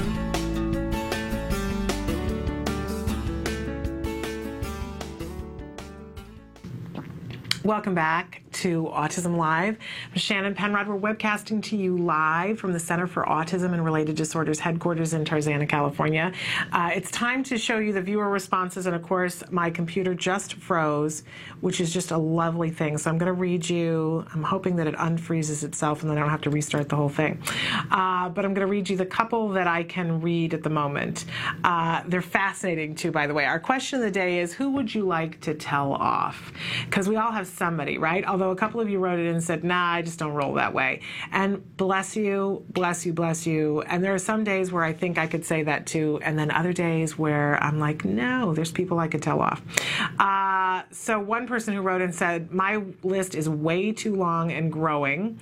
Another person who says, everyone who ever said to me that autism isn't treatable and recovery not possible. Boy, do I believe in that. Another person who says, the school, it's appalling, no passion at all. I love this one. The lady in Target who thinks my little one just needs a good swat, and the school that won't help my Aspie. And she says, I figure I need to get one per kid. Okay, I got to refresh here because I don't know. Don't you just love, I love technology, but nothing like when it's difficult and doesn't work for you, right? Those are the wonderful moments in life. Okay. Let's amuse ourselves. And I have to say, and I was going to save this for later, but maybe we'll talk about it now and then take a break while I figure out what's going on with my computer, because it's having a little spaz moment, as I sometimes do too. But I woke up this morning, and one of the first things that I do in the morning to sort of give me my whole moment as I'm waking up is that I'll check emails and I'll check usually to see briefly what's going on in the world. It's back up. Let me go back to where I was. But I was looking on Facebook this morning, which is not my entire usual thing. But there was a mom who was writing in for help, and I want to talk about that in just a second. But let's get back to who would you like to tell off? Somebody said that they want to tell off themselves, and I hope that's not the case, because we all need to cut ourselves some breaks. We're doing the best that we can, and you're not going to get it right all the time. Forgive yourself. We all have those moments, right? But we need to say, you know what, I'll do better next time. Okay, another person who says, the people who stare at my son and shake their heads like he's some kind of brat who needs a good spanking or something. Arg, she says. I'm with you. Another person, this is the person who said, no one, I don't roll that way. That's wonderful. But then the very next response, which is the complete and total flip, is that they'd like to tell off everyone. Boy, I've had those days too. Those are the kinds of days when you just want to stay home. You don't want to just lay on the bed. You want to get under the bed. But you have them. You have those kinds of days. Okay, another person who says, the school for fighting against helping my son and the insurance company for not wanting to cover services. It does feel like a never-ending battle sometimes. It's good. You guys are getting it up. You're getting it out. Another person who says, the school for sure. I thought IEP meant individual. He's not getting that. So important that we remind people on a regular basis that our kids are not coming off of a treadmill. There is no cookie cutter that made them, and there's no cookie cutter that's going to help them either. They need individual intervention. Okay, another person who says, the people who always told me there's nothing wrong with my son that a spanking wouldn't fix. And he's the way he is because I let him get away with too much. When they are the ones who have never dealt with a child with autism, but they think they know what's best for me, his mother, who has been to every doctor and team meeting and the training to learn all that I can to help him. They make me so mad. Yeah, I'm with you on that. I love how people just think that they are experts, that they, they've never, and I don't mean to laugh, but they're preposterous, right? They have never had a child with autism stay in their home overnight, and they are 100% sure that they know everything that there is to know. It makes me car sick. But ultimately I feel bad for them because someday they're going to realize how ignorant they are, and what a shocking day that will be. This one's very interesting to me too. My son's biological sperm donor, but it doesn't matter anymore. My son now has the most amazing dad. He is the one missing out in the end, not my son. Good for you. Love this one. Do we need to just pick one person? And she said, how about what somebody else said? Plus my kids' school, plus certain family members, and the 3 to 5 program, which I don't know what that is. I would be so busy if I told off everyone that needed it. I know, but just one little moment of one little day we can vent, right? It's good for us. Get it up, get it out. Another person who says, my list is way too long and growing. I read those to you before. Another person who says, all the people who choose to behave ignorant towards children and their parents who are living with autism. Yeah, there are some people who are ignorant and there are others who are just choosing to be ignorant. Shame on you if that's what you're doing. Another person who says, the people who make noises underneath their breaths. They don't realize that my son is autistic, not stupid, and can hear them, and so can everybody. Oh, don't you love passive-aggressive people like that? Love as in sarcasm. Yeah. I used to have those cards that you could hand out to people that say, you know, my child has autism and is doing the best that he can. Are you? And it was never the right moment, because usually when I would have wanted to hand those things out, it was always when my son was on the floor and I was trying to protect him and everybody else because he was having a meltdown. It was not the time to hand out the card. And I know some people, when they go to public events, will wear a T-shirt that has something on it that at least like has, Autism Resource Fair or something on it, and put it on their child so that people hopefully buy a vowel. I don't know. People are funny, aren't they? Okay. Another person who says, to the POS principal of my 10-year former school, left 2 years ago, who lied to me over and over, and I knew it, but played the game to get my son's needs met. Now that we are gone and a perfect placement, I would love to let her have it. I know. Sometimes somebody's up to no good, and you have to make the decision and say, you know what? I'm going to play along because in the scheme of things, I already know you're lying, and, I'm going to be nice to your face. But when the moment comes, I'm going to let you know. And, if you're now gone and you have the perfect placement now is a great time to send a letter to be on file. I think, on both sides, I like to, at the end of the year, I've had such a wonderful time with almost every teacher that I've had my son be in their classroom. And at the end of the year, I like to write a really nice letter of recommendation and list, this is how this teacher was so helpful and this is what's so wonderful about them, to have it go into their files. Somebody had said to me, because I was saying, end of the year teacher gifts and I don't know what to get, and they're like, get something, that's fine, but the best thing that you can do for a teacher, and I thought about this as a former teacher, and I went, oh yeah, duh, write them a letter of recommendation. And on the flip, you can send a letter saying, now that we are gone, I just want to be 100% clear that this is what this person did and did not do for my child, and I want to go on record, because that goes in their file too. And when you don't have any possible repercussions, you certainly can.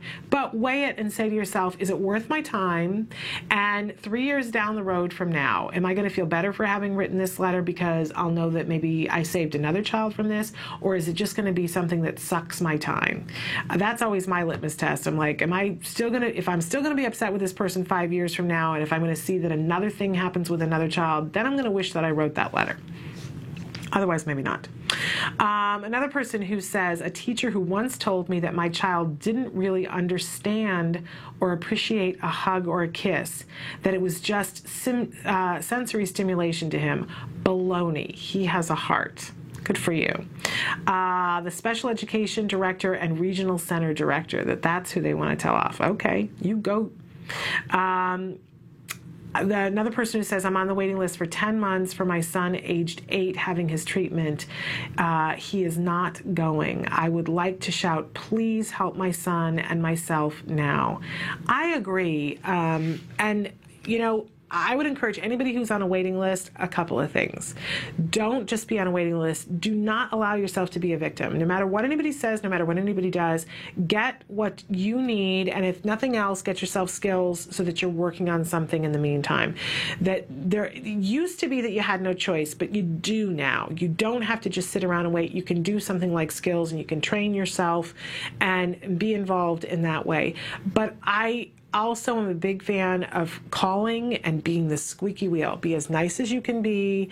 But, you know, I was originally told that my son, it was going to take a good 6 months for him to be able to start ABA therapy. And that's what we were told by the regional center. And then when I asked for CARD, the regional center told me that I was going to be on a 2-year waiting list and that I shouldn't even bother. Well, I don't listen to what other people tell me a lot of the times because I have my plan and I know what I want to do, and I get very stubborn sometimes. Well, that's a really good trait for an autism parent. Not so good for other things, but for an autism parent, being stubborn and going, I don't think so, I'm going to make this work, I'm going to make it happen. But I remember when we first started with the regional center, and keep in mind that I love the regional center in that they funded my son, the vast majority of my son's ABA, right? And I knew I had to be on their good side. So I needed to not create problems. But I called on a daily basis. And if I couldn't get the person that I wanted to speak to, they always had a special officer of the day, and I would call that person. And I would be incredibly reasonable, but I was persistent. And I didn't have to wait even 10 months. For things to work out for me. But I wasn't giving up, and I called everybody that I could, and I continued and continued and continued. So don't let up. Do not wait. Get something going in the meantime. I think Skills is a perfect answer for that. But, you know, I love that you're shouting, please help here.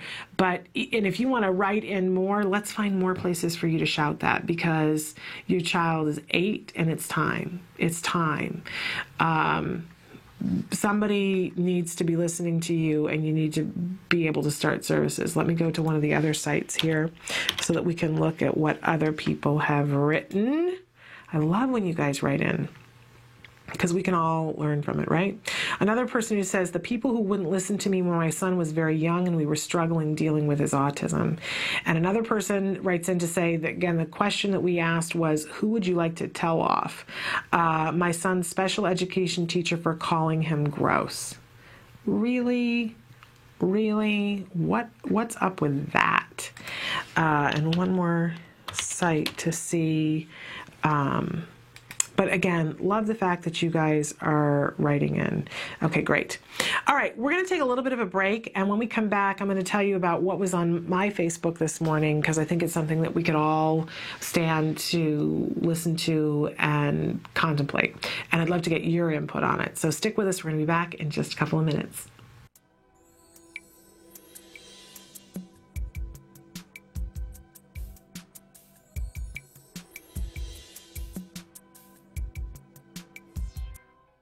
I'm Adele Nadowski, Director and Co-Creator of Skills. CARD eLearning is an online tool that has been developed by the Center for Autism and Related Disorders. CARD eLearning is the training that is delivered to the ABA therapists at CARD to train them on the principles of applied behavior analysis and to equip them with the knowledge they need to essentially deliver the ABA-based techniques during their therapy with the children that they work with. ABA has been proven scientifically to be the most effective intervention for children with autism. At this point, even the Surgeon General has come out with a statement suggesting just that. So we know that this is something that children with autism definitely need if they're going to improve and live the lives that we're hoping that they're going to be able to live. By being able to train people on this one particular method that we know works, and to be able to have all of your staff within your school settings on the same page, it allows you to take more of a multidisciplinary approach, and there's definite consistency going on within the team. It makes sure that every person involved with that child's treatment program, including the speech and language pathologist, the occupational therapist, the teachers, the aides, all of these individuals to be able to be trained so that they can all work together effectively with the child.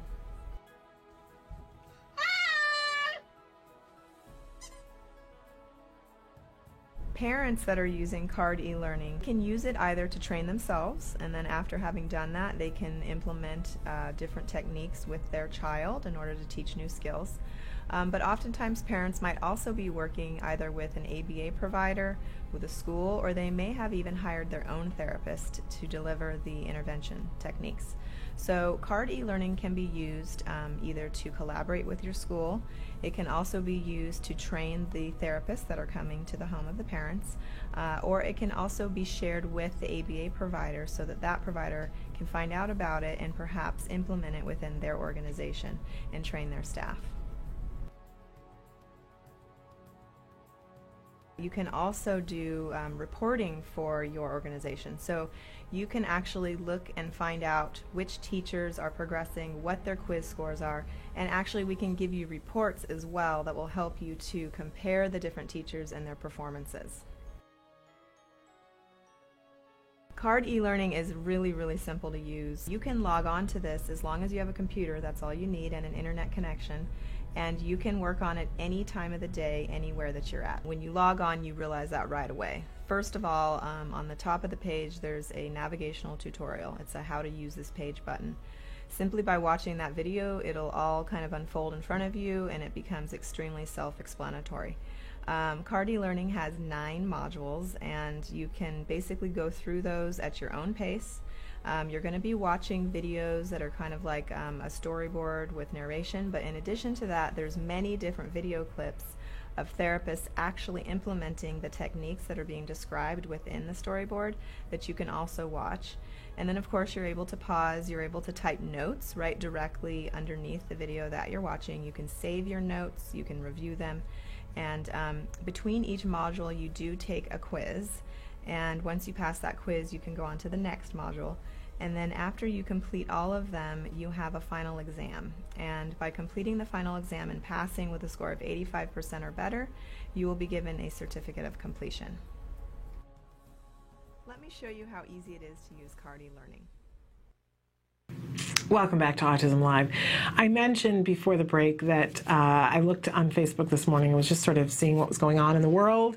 And there, as many times that happens, there was a mom who said, I'm just looking for some advice here, and specifically was asking for advice if anybody had nonverbal children with autism, and which I don't. You know, my child was largely nonverbal for a period of time, which was very frightening, but very quickly my child began to speak again.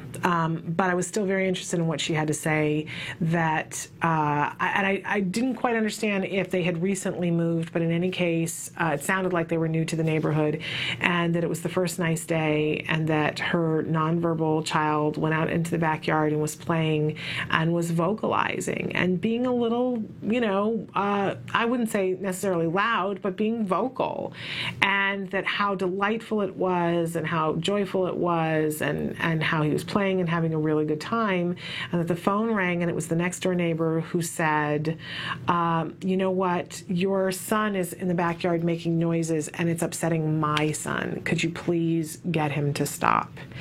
And that the mom felt this immediate, oh no, and said to the person next door, you know, I'll do my best, I'll try, I don't know if I can, but I will certainly try, and hung up the phone, and then had the moment of just rage and thought, you know, no, I'm not gonna, you know, it's the backyard, it's 3:30 in the afternoon on a really nice spring day, and summer is coming, and you know, my child needs to be able to go outside and vocalize, for heaven's sake. But then wrote in and said to everybody, I don't know what to do about this problem. I'm thinking it's going to be a really long summer. And it was really interesting because, of course, a bunch of different responses, and people who were writing in and saying, you know, how outrageous, and, you know, what is going on with this woman, that, you know, where does she get off saying, you know, that your child can't go in the backyard? It's not like you were in her backyard, and you know, to ignore her, to tell her right where she can go, tell her off, right, to have all these things. And then somebody else wrote in and said, you know, but maybe she's got a baby that's colicky, and that's the first time she got the baby to sleep, and people, you know, having the whole discussion about it. And the thing that was interesting to me, and I'd love to hear from you guys about it, the thing that was interesting to me is that as much as my world revolves around autism, that as I move through the world, and you know, we have all been that place where you've been someplace and been in a place where you're calm, cool, and collected, and seen something that happens in interaction, or a kid do something, and you've thought to yourself, wow, that looks like some autism behavior there. And you try not to be in a place of, you know, second guessing or whatever, but thinking to yourself, you know, there's a part of me that wonders, and maybe it's a friend's child, or maybe it's just a child you saw at the mall, but you sometimes see behavior and you go, ooh, that looks a little like it might be on the spectrum kind of thing. And then it becomes the decision about how well do I know this person? Do I want to say something, right? But there are plenty of times in my life, and I don't know if this is true for you as well, where something will happen and autism doesn't even occur to me. Still, to this day, I've told the story before about being at Disneyland and being in one of the shops, and there was a little boy who was significantly older than my child. My child was probably 4, maybe-ish at the time, and this child was like 7 or 8, and was running through the store, and a store employee was following and saying, hey, are you lost? And the child ran past me and ducked under some clothes and was sitting there, and, you know, now I'm on mother alert, right, and saying to the child, you know, are you okay?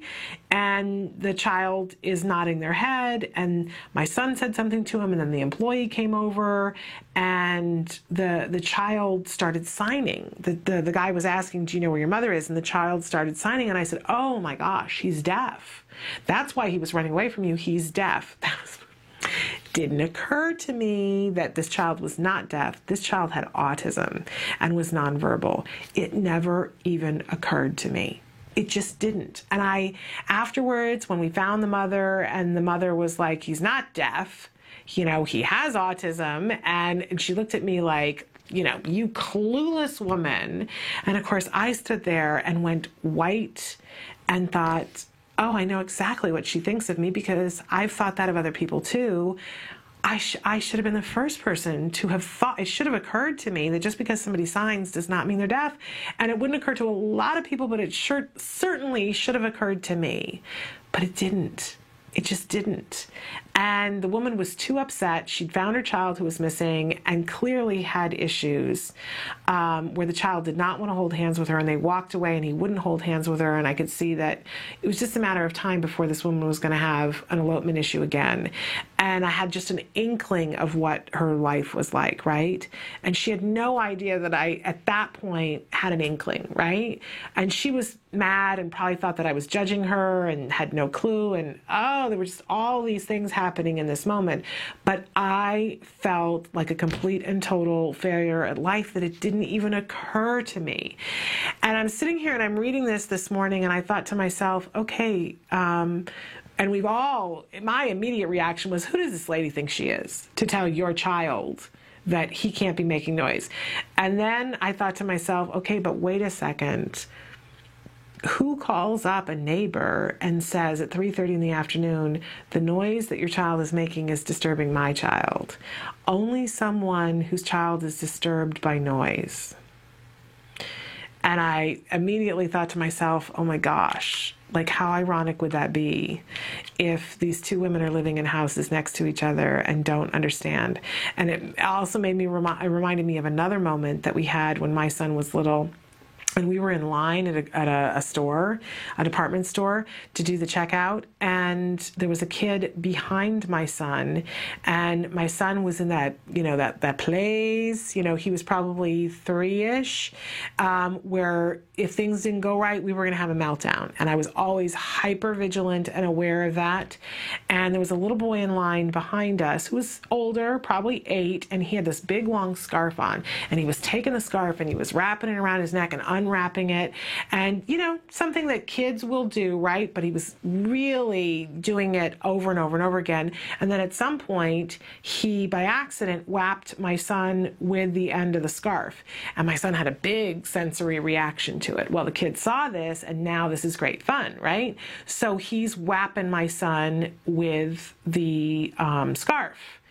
And by this point, my child's already diagnosed, and I'm like looking at the mother like, are you going to do something or not? Because I'm about to have a child having a meltdown, and the mother did nothing at all.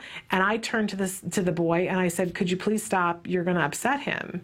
And no acknowledgement whatsoever. The mother doesn't even look at me. She turns away, and he continues. And I'm trying to move my child away from him. He steps closer and he's whapping my child. Now my child is starting to kick and looking to bite this kid, right? And he's starting to whine, and I can feel the whole thing escalating. And I got really frustrated, and I turned to the other mother and I said, "Look, I'm going to have to ask you, because I've already asked your child and he's not listening to me, but you need to control him because he's about to set my son off, and I would appreciate it if you could step in here."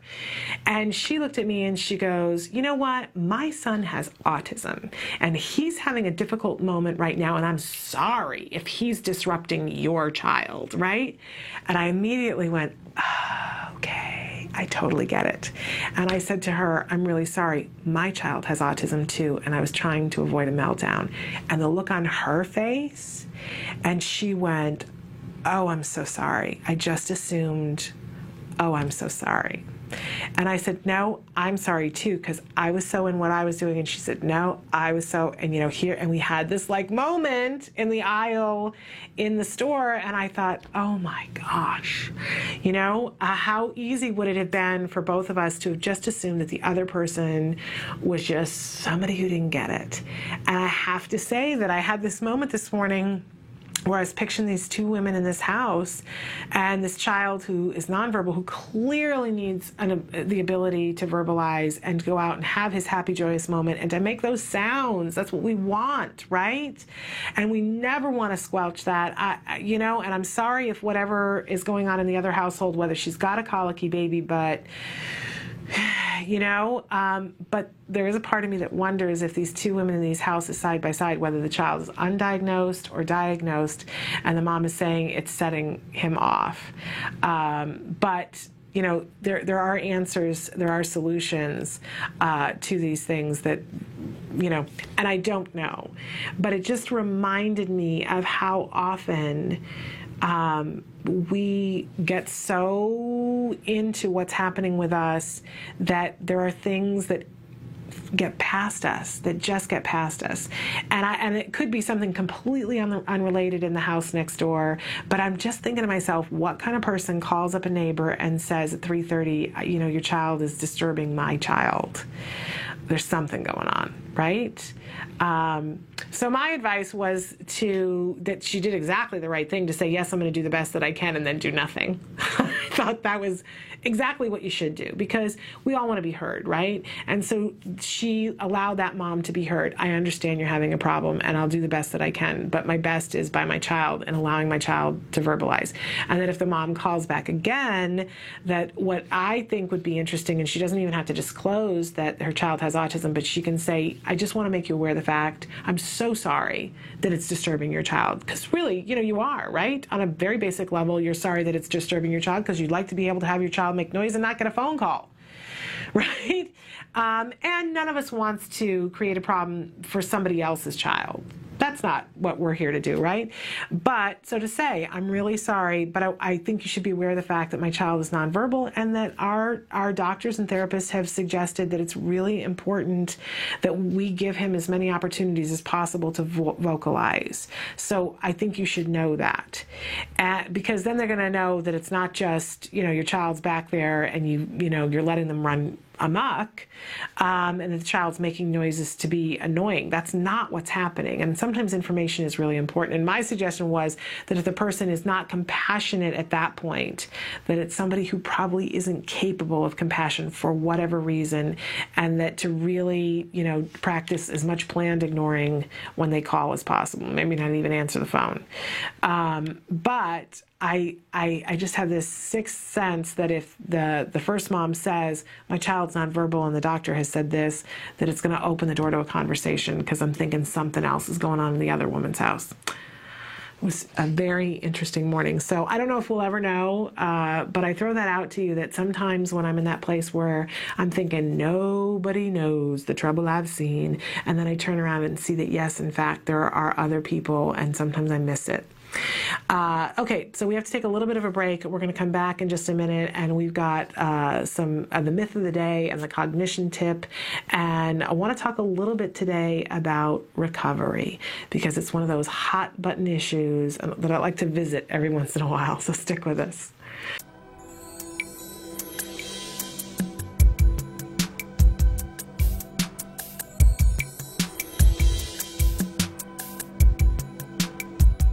So basically, when we talk about how to teach safety, there are so many levels and areas of safety to teach, but we try to first start off in teaching a simpler level.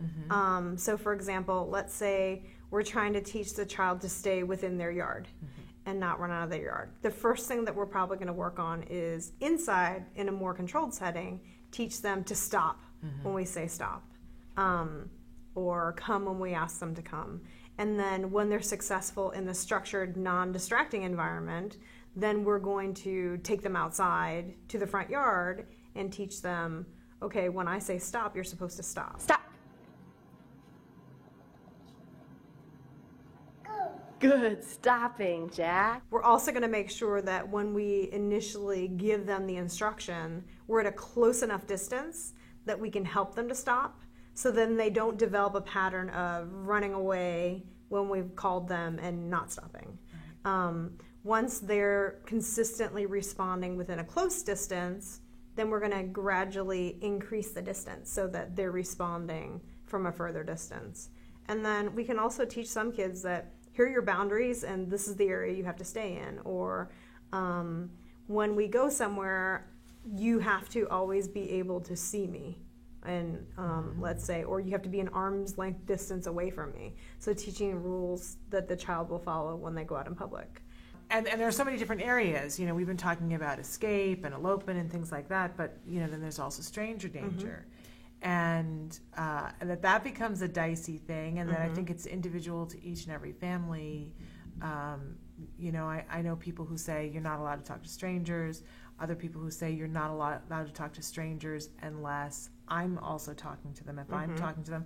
And then, of course, you know, we have to be careful about teaching them which strangers, because if they're lost, obviously we don't want the kid who's hiding in the bush as the policeman goes by, you know, somebody, how to recognize who in the community. So there are so many different lessons that I can think of that a child has to be taught in order to fully be able to generalize 100% of the time how to behave within a circumstance. And we go piece by piece then. So for example, with stranger awareness, we could possibly teach it through photographs first and say, you know, is this person a stranger? How do you know that they're a stranger? If they're a stranger, what can you do with them? Like, can you ride home with them? No.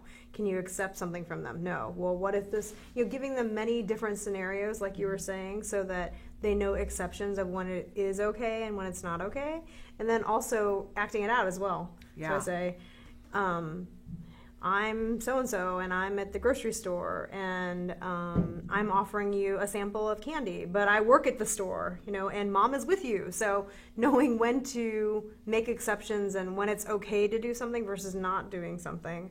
And then, of course, sometimes you can also set up a situation. So for example, you tell your best friend that you're going to the store and that maybe your child's never met that person before, and they approach your child and act out something that you've been practicing. And, you know, fortunately, because you've set it up, you know how your child might react if it actually happens. So that rehearsing something over and over and over again is really going to be key. It's very important.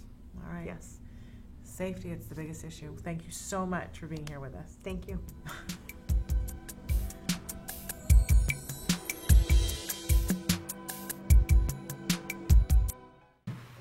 Welcome back to Autism Live.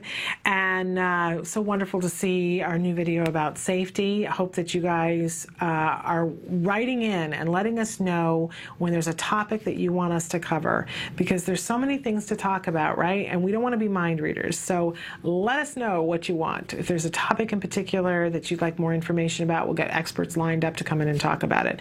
I want to go through some of the different ways that you can be in contact with us. If you're watching autism-live.com, if it says live, there's a box there that you can type in your questions. You don't have to log in. There's no cost involved in it. You just type away, hit enter. It shows up here magically on my screen, so we can have a conversation in that way. If it doesn't say live, if it says rebroadcast, you can always email us. And by the way, that counts for any of the different ways that you can be watching us. Send out your email to us, and we'll get your email. We'll answer your question live on the next available show, but we'll also send you a typewritten response. So that's one of the ways to get in touch with us. But there are lots of ways to get in touch with us. You can phone us, you can be patched in directly to the show, or you can leave a message and we'll get back to you. We'll also answer the question on the air. You can Skype with us during the live show. We can even put your picture up next to us. Really interested to hear about how things are going for you and what kinds of things you're interested in. You can talk to us via Facebook. I'm on Twitter right now, seeing some of the different things that you guys have written. So there's Facebook, there's Twitter, all of those different ways. Also want to go through some of the ways that you can be watching us if you're not watching us on autism-live.com. By the way, on autism-live.com, the live show airs from 9 in the morning until noon, but then after noon, we replay old episodes. So 24 hours a day, 7 days a week, you can tune in and be seeing something. But you can also be watching us on blip.tv. We have our own channel there. You can see past episodes, you can see clips from episodes, you can pause, rewind, all those different things. We also have our own channel on YouTube if you want to be watching us there. Again, you can search titles, pause it, come back to it whenever you want to, look at just a segment of something. You can download us for free on iTunes. That's the full show with picture. Very soon, we're going to be able to bring you just the audio portion, because I know you guys have asked for that and want to listen to it in your car or when you're walking. We'll be able to get that to you soon. You can subscribe and get the automatic download. And starting today, we are going to be on Ustream. So here, if you're watching us on Ustream, congratulations and welcome to the party.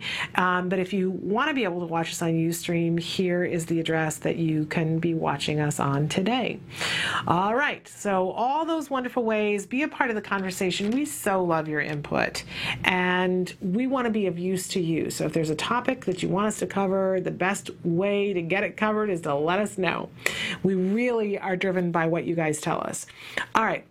I promised you that we would talk a little bit about cognition today. I love to talk about cognition and executive function having to do with autism and having to do with ABA, because a lot of people think that these kinds of things cannot be addressed in terms of ABA, and yet that's not true. I know that it's a little more cutting edge, but the Center for Autism and Related Disorders has been using ABA to, as BCBAs refer to it, get on the inside and work on cognition and executive functions. And I've seen it in my household that this is what my son had the benefit of, and it's fascinating. It's absolutely fascinating. And by the way, it doesn't just work on our kids, it works on us too. And it works on your mother-in-law and your friend down the street and everybody, because we're all engaged in behavior, and part of the behavior that we do starts with things that we think and how we think of them. So making ourselves aware and reinforcing ourselves for thinking in certain patterns, it's really effective. So for cognition, it's a wide range. And by the way, all of these lessons are available on Skills, and it maps it out for you. This is what I use at home. But one of the things that I wanted to talk about, because it gets a lot of interesting attention, there is a lesson in Skills that my son had the benefit of, which is deception. teaching deception. And you'll notice that a lot of the lessons that we teach it from both sides of the fence. So not only do we teach a child how to speak, but we teach the child how to understand what's being spoken, right? And not only do we teach how to tell a lie, a white lie, but we also teach a child how to understand what clues to look for when somebody is lying to them, which I think is really important.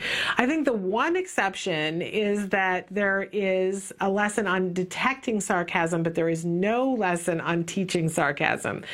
I will tell you that when the lesson is done properly with detecting sarcasm, that children generalize how to be sarcastic, which is very interesting. But there is no lesson to actually teach sarcasm.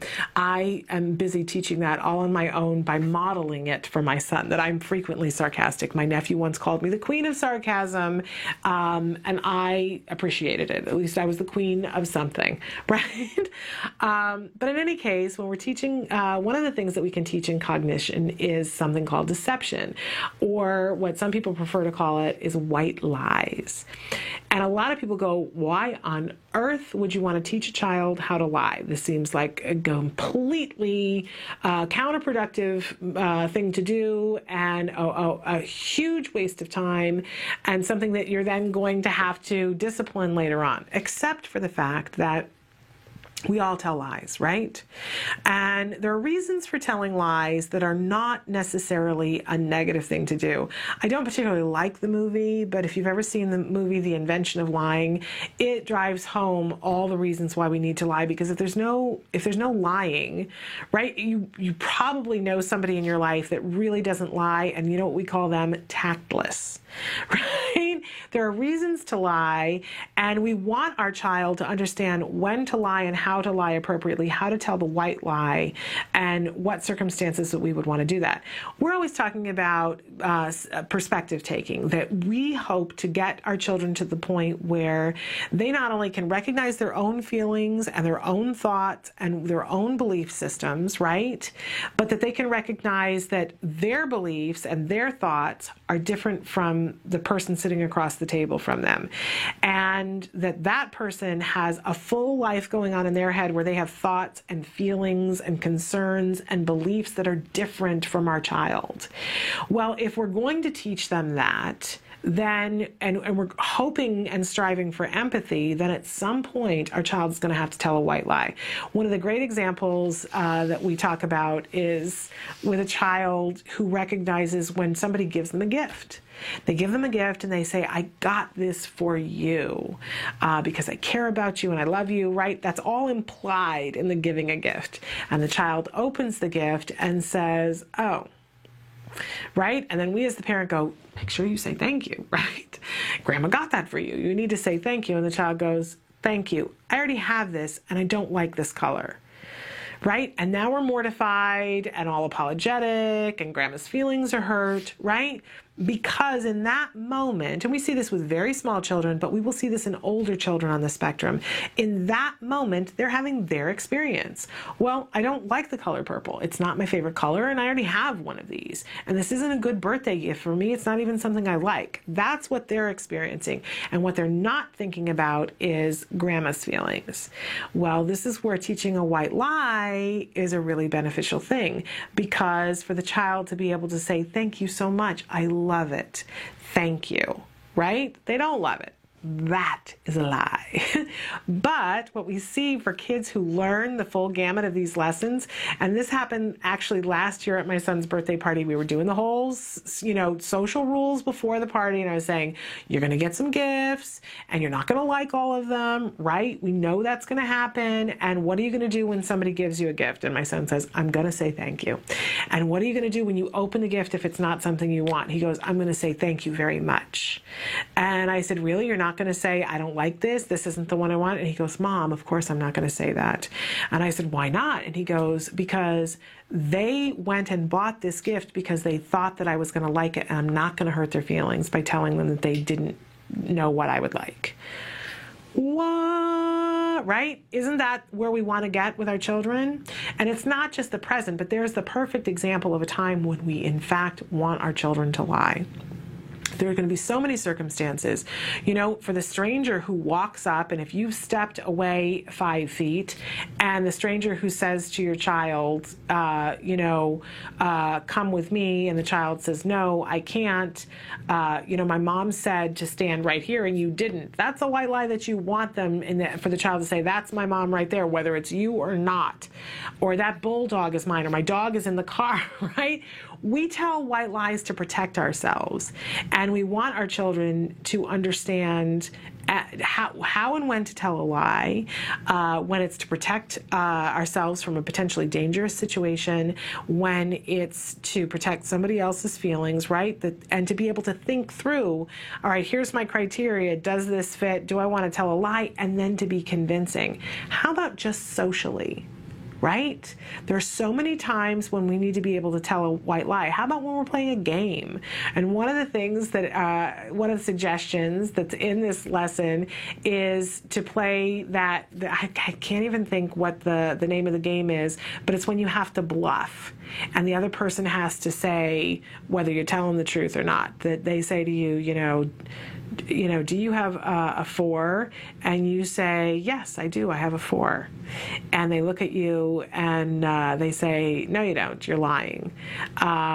It's like baloney or something like that. And the thing happens, and if they're right that you're lying, then they win, and if you're right. So being able to lie effectively is what the whole game is about. How to have your poker face, how not to give a tell, so that when they're lying to somebody, that somebody believes them. It's a really useful skill. I love the story here that they tell at CARD of the father who his son had been working on the deception program, and then one day they got the phone call and he was like, yeah, about that deception program, I just wanted to let you know, he's got it. He completely understands that we have mastery. We can stop, okay? Because the child had lied. But lying is a pretty higher function skill, you guys, because it means that you're thinking through a whole bunch of steps. I told this story a couple of weeks ago about my son, that he liked to build things out of Legos, and I'm not a person who's into guns at all. They frighten me. Judge me, if you will, but that's where I'm at. And I really was nervous about having a little boy, and we just don't have toy guns in our house. But my son, because he is male, would chew his toast into the shape of a gun. What am I going to do, right? And then he started playing with Legos, and he would concoct these guns out of Legos. And there was one day that I saw him, and I said, what is that? And he said, it's a gun. And I said, oh, no. And I took it apart, right? So then it was like a week later, and my son, he's got this thing in his hand, and he's going, with it, and it's made out of Legos. I said, what is it? And he looked at it, and he goes, it's a rocket. It was a lie, but I was so proud of him because he knew, he was already thinking through cause and effect. If I tell her the truth, she is going to dismantle my gun. So I'm not going to tell her the truth. Now, I didn't want him to learn that, I did let him play that time with the gun and said, oh, good, it's a rocket. But there have been plenty of other times, and I now work all the time on making it rewarding for him to tell me the truth, even though the truth is not going to be a good thing. The other day, my son, who's still on a sticker chart, and almost always gets all of his stickers so that he gets to come home and play a video game, I asked him how his day was, and he said, good, my day was good. And I couldn't find the sticker chart, and sometimes he by accident leaves it at school. And so I assumed that all was well. And then I came back to school the next day and picked him up at the gate, and the teacher said, I don't think the sticker chart came home yesterday, did it? And I said, no. And she goes, and what did he say, in terms of how the day went? And I said, he said the day went well. And she goes, yeah, he didn't get all of his stickers because there had been a thing that happened. And I said, oh, really? And so we had a little chat, and I said to my son, so what happened with the sticker chart? And he goes, well, I think it might have by accident got left at school. And I said, okay, I'm going to ask you a question, and I want you to be honest with me. And it's more important that you be honest with me than anything else. Okay. And I said, did you by accident leave the sticker chart at school on purpose because you knew you weren't going to get to play video games if you brought it home? And he said, well, I said, think carefully. And he goes, I think that's probably exactly what happened. And I said, okay. And we had a discussion about the fact that it was so important to me. I said, you know what, because you told me the truth, I'm not going to get upset about it. But I need for you to make sure that from now on the sticker chart comes home. I said, you got a little bit of a pass here because I really want you to tell the truth. Because more than anything else, I want my child to know that when I specifically ask and say it's important you tell me the truth, that he's going to give me the truth. Even more than he got away with the video game. Although, if he does it again, it'll be a different subject. It's always that finding the course correction, right? In any case, good for them to know when to lie and good for them to know when not to lie. These lessons are in the cognition curriculum of skills, and all of the teaching tips to help you to I was going to say negotiate it, but really navigate it are there in skills. Let's take a break, and when we come back, we're going to cover the myth of the day. Stick with us.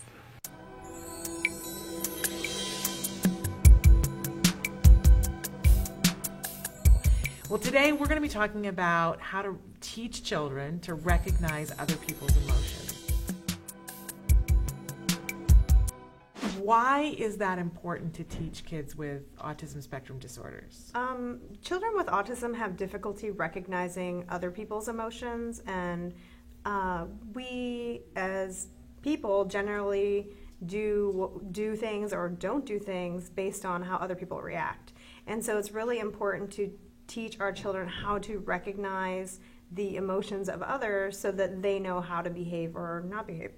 And so it's really important too that they start to pick up on how other people feel, because it will determine should they continue acting a certain way around children in a play group, or should they do things to make their parents happy or other family members happy. So it's very important that they become aware and recognize what different emotions look like. So how do we go about teaching it?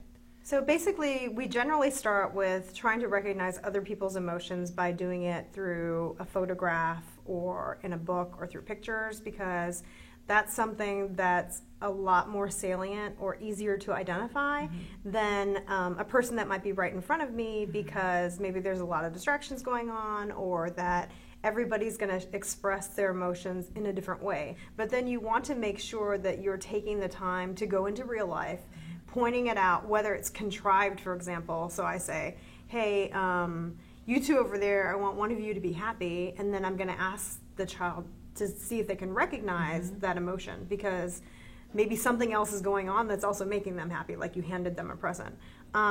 You want to make sure then that you start fading away from the contrivedness of it, so as it's actually occurring in real life, because a lot of times our kids have difficulty generalizing, and just because you teach it from a photo, or I sit here and I say, how do you feel, doesn't necessarily mean that they are going to transfer the skill. It's one of the primary deficits of kids on the spectrum is generalization. So it's very important that we're teaching it at different levels, because ultimately everything that we are teaching them, we want them to be able to use in everyday life. So that eventually we even lead up to, hey, if somebody's on the playground being mean to you, how is that going to make you feel? And they might say, well, it's going to make me angry. Well, what can you do about that in that situation? And then also eventually teaching them, this is what you can say or do in that situation. But again, rehearsing that just in having a conversation is not necessarily going to mean that the child is going to start exhibiting that skill. So what I might do then is, for example, let's say we're going on the playground, and I know that it is in the past been a time that the child might get mad at somebody because maybe a child on the playground often always wants a turn. And so I might say to the child before we go on the playground, hey, if someone takes the ball away from you, what might you say or do? And so then I'm kind of priming them or coaching them before the situation occurs. That's still a prompt, but it's a step towards generalizing the skill into everyday life. But the goal then would be eventually that I don't have to remind them of that before the situation occurs. They will have the scenario occur to them and then immediately know the correct reaction or response that they need to give. Right. And I can't say it enough. It builds on so many other things. Being able to recognize your own emotions, taking other people's perspectives, understanding where they're coming from. So a really worthwhile thing to work on. And absolutely, and especially too because it emerges so early. Yeah. But it continues to develop for quite a long period of time too. Yeah. So yes, a lot of skills that build on from recognizing emotions of others and also your own emotions as well. Great. Thank you very much. Thank you.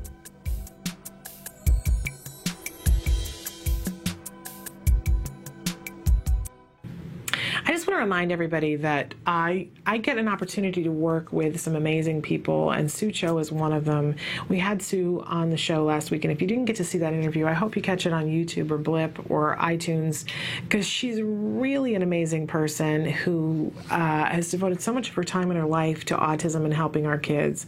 I always am so inspired by her. She's constantly thinking up new ways to connect with an individual child or to connect with a group of kids or to help a therapist to learn how to connect with a child. It's just really amazing. She's a remarkable, remarkable woman. And I'm so thankful that she's on our team. You know what I mean? Because we just need an army of her.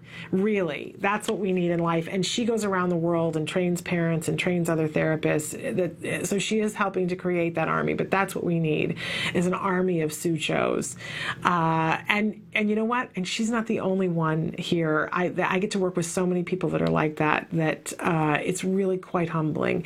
So if you're feeling alone and you're feeling like you just don't have access, please come here and be with us and let us grant you access to these kinds of people, because they're amazing, absolutely amazing. It's time for our myth of the day. And you know what's interesting about myths is, and I frequently say this to you guys, that sometimes, there's the myth and there's the counter to the myth, that it's the complete opposite of the myth and equal response that people walk around believing them. And it's because there might be the smallest little shard of truth that once was or is now, and that's why these things take root. Because somebody can hang their hat on it and go, oh, I have seen that before, so it must be true in all cases, that it becomes an if P then Q, which is faulty reasoning. But what we see, the myth that I want to talk about today, is that people have this snap judgment when it comes to autism, and sometimes they have that snap judgment that they go, oh, well, if they have autism, then there must be something that they're a savant at, that they have some special superhuman ability, that they can count cards, or that they can read at the age of 3, or whatever it is, that there's or they can play the piano without ever having had a lesson. Well, you know what? There is a tiny, tiny little shred of truth in there, because occasionally we will see that with autism, there is a child who is a savant that has these really incredible abilities, but it is not the majority of our kids, right? What is more likely is that in children with autism that we might see one area where they excel at. Well, you know what? Usually in all children, they have one thing that they are better at than anything else. Maybe it's a little more pronounced in autism, just like we would see with a child who doesn't have the ability to hear, that sometimes their sense of smell is heightened or their sense of vision is heightened. If you don't have access to one thing, other things compensate for it, right? I don't know if that's why our kids tend to have areas that they excel in, or whether it's just part of the world that kids do have something. There are some things that I am just not good at and other things that I'm better at. So wouldn't that be the case for our children too? But it can be so frustrating as a parent that people have this expectation that your child is supposed to have some, we just saw the Avengers this weekend, and it's like walking around and you say your child has autism, and some people are like, oh, well, what member of the Avengers are they, right? They don't have superhuman abilities. And the vast majority of our kids are not savants. The Rain Man myth, right? And it can be very frustrating that if people are looking at a child and having an expectation that they have something that they're brilliant at when they're struggling to be understood. Now, the flip side of that myth is people who automatically assume if you tell them that your child has autism, that they are intellectually challenged. There are a lot of different words that are out there, and it's frustrating, and I know there's a big campaign right now for people not to use the R word. And I will be honest with you that the first time that I heard this campaign about don't use the R word, I thought that they were talking about recovery, which we're going to talk about, because people in our community sometimes have an allergic reaction to that word too. And then somebody said, okay, you silly goose, they're talking about the word retardation, that they would like to eliminate that word. You know, I am in a different place than I was even a couple of years ago about that particular word, because I live in the state of California. And I don't know why, and I don't know how many other states that this is the case, but when your child comes in for intake, and you know, whatever agency has said, because you've asked for services, the school says, okay, at 3 you get intake for us, and we determine whether your child has needs, and if they do, they start in the school system at 3 as opposed to starting at kindergarten at 5 or 6. And so a very nice woman came to my door and said, we understand that your child has been diagnosed with autism, and you were told that we were going to come and have this conversation. It was a meeting. It wasn't like surprise at the door, but we need to come in and talk to you about what's going to happen, and we need to take a look at your child and determine what we're going to do to help you. And I, in that moment, went, oh, thank goodness there's more help at my door. Isn't it amazing how when you ask for these things and help shows up? Oh, it's wonderful. Okay, great. So she sat down and she said, I just want you to mentally prepare yourself. We're going to have your child's first IEP on this date. And I said, okay. And she said, in a team of people, and they're going to help your child in all these different ways. And she said, but have you gone through the process of getting an independent diagnosis? And have you gone through the process of getting a diagnosis through the regional center? I said, yes and yes. That we went and got our independent diagnosis, and now we're in the process of getting our diagnosis through the regional center as well to corroborate our independent. And she said, I really want to congratulate you on that. That was a really good thing to do, because what we see so many of the times with children that are suspected to be on the spectrum but haven't yet gotten a formal diagnosis is that upon intake, if we don't have a diagnosis for them, we only have 9 qualifications that we can put them into. And, clearly your child's not blind, and clearly your child doesn't have cerebral palsy. And if they don't have an actual diagnosis from a doctor, then they can't come in under autism. But so when we see a child that definitely has needs, and we don't have a different, sort of the catch-all is that we put down mental retardation. And I went, excuse me? And I said, yes. So if you hadn't gone, and she says to me, if you hadn't gone and gotten an independent diagnosis where we could have put him under autism, then we would have just labeled your child mentally retarded and put him into the system as that. And I said, oh, well, no wonder why so many people are confused. And why are you using that term? Why aren't you saying developmentally delayed? Why aren't you? And she goes, well, this is the word that our state uses, and we haven't taken the time or the money to change the terms.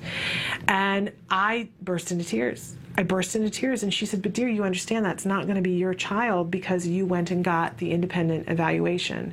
And I said, but what you're telling me is that anybody who didn't have the health insurance, because my health insurance paid for that individual independent diagnosis. And I said, what you're telling me is somebody who didn't have insurance that would cover that, then their child would be labeled as mentally retarded, which is an inappropriate term to begin with, and that the child would have had this label for who knows how long, that they would then have to figure out when it does not suit this particular circumstance. And I said, what a terrible world that we live in, that you're calling anybody that. But it's a term that, because that is their term, it's a term that gets used quite a bit. So I have gotten less reactive when I hear it. It still is one of those words that I go, really, really, are we still using that word? But you begin to understand why there is some confusion, and why a lot of people, when you tell them that your child has autism, automatically assume that this is part of what's going on with your child as well. And how shocked they are when you say to them, no. There are some children who are twice exceptional that, in addition to having autism, are developmentally delayed. and that have other challenges besides autism. That does happen, but it is by no means all of our kids or even half of our kids. But it's another thing to be combated and sorted out. And I remember going around and asking everybody, are we sure? Are we sure that my child doesn't have both of these things? And I was told by many people, no, at this point in time, we can't really test your child. So no, we don't know that. And then other people who said, no, because here, this, and this, these are the reasons why we can see that, your child has autism, but is not in this category of mental retardation. I hate even saying it, but that is exactly what they would say to me. But I think important for us to know that that is part of what you're combating. Still to this day, when I'll talk to some people who haven't been around me as much and maybe just know me through Facebook or whatever, at this point in my life, they were friends before, but all they're seeing at this point is through Facebook, and they see a lot of stuff about autism, and they'll say, so how is your child doing? And I'll say, great, he's in completely, he's doing well in school, and they'll go, oh, is he going to a special day class? And when I say, no, my child is completely included. And they're like, really? And he's still managing to keep up? And for me to say to them, yeah, he's doing more than keeping up. In a lot of subjects, he's ahead of his classmates. He's the head of his class in terms of scores and things. And they're like, this is a shock to them that is even possible. And then, of course, then we get the question, oh, is he a savant? Right? That's people who just don't know. But important for us to know that, yes, there are cases where the children are twice exceptional. That happens some of the time. And yes, there are cases where children are savants. And by the way, somebody can have the diagnosis of being mentally retarded and still be a savant, right? So they could be all three of those things. But that isn't the vast majority of our kids. The vast majority of our kids have issues that have to do with autism, where there is a language delay, there is a social communication delay, and there is repetitive behavior. That's the diagnosis. But you notice that IQ is not in there, or capability is not in there. So something to be aware of. It's a myth that we can, one voice at a time, have, instead of this ignorance being there, but have people understand the many faces of autism, not the one face of autism. All right, we have to take a little bit of a break, and we're going to come back and talk about the other R word, recovery. I know, don't misjudge before I get there. Leave your mind open, because there's things that I want to say about recovery. Stick with us. Mostly the behavior started at night, but it was invading the day, where he would just speak one syllable and babble and pace around. When she was a year old, she lost speech. She did never seem to request me for anything, even for food.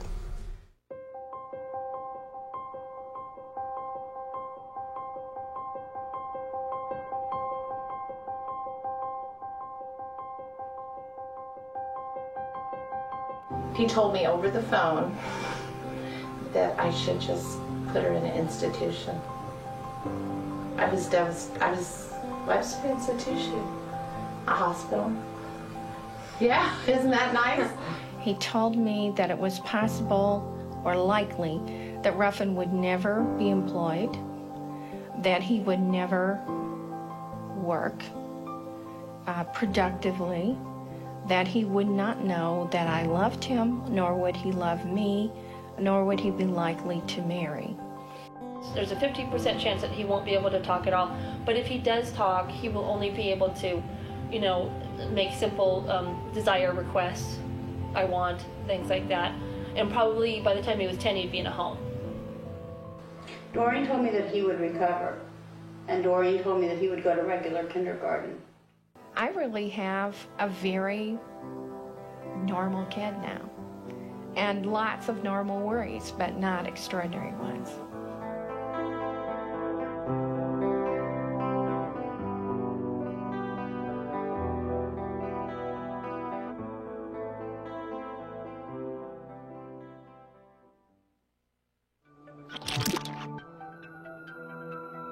My name is Deli Popola, and I'm one of the creators of TheOutSpot.com.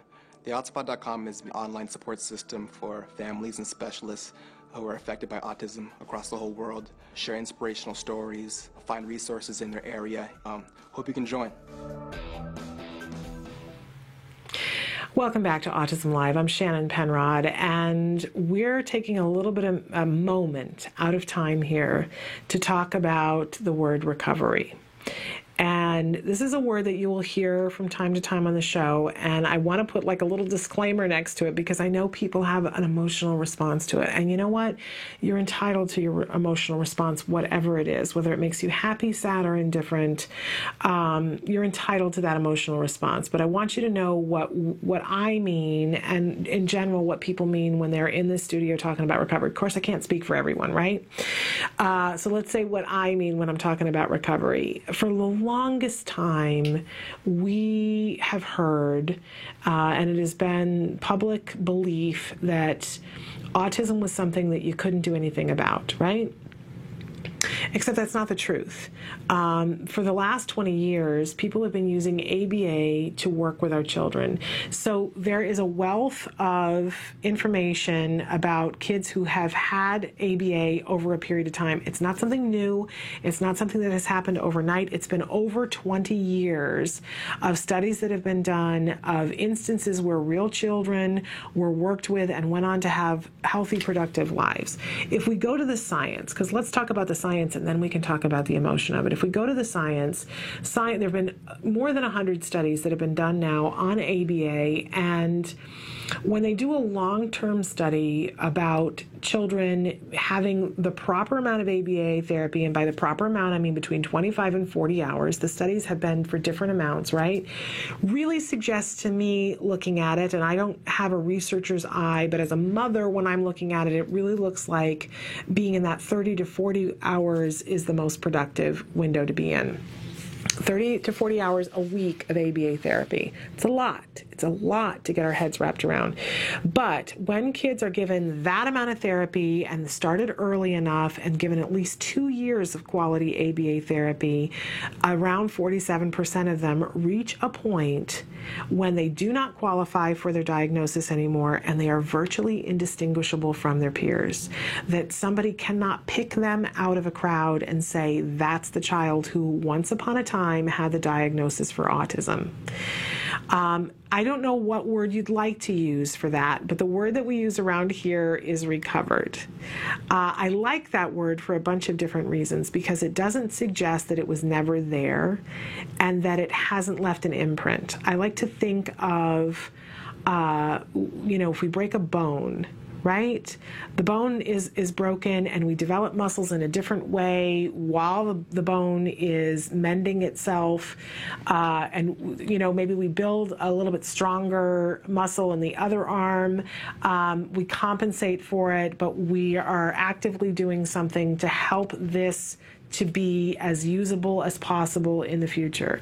And we get to the point where we don't need any extra support. We're going about our life. We're able to function with both of our arms again. The bone is knit back together. It may twinge a little bit in the rain, but we're not having to have any extra support and able to function. We might do things in a slightly different way, but this isn't holding us back anymore.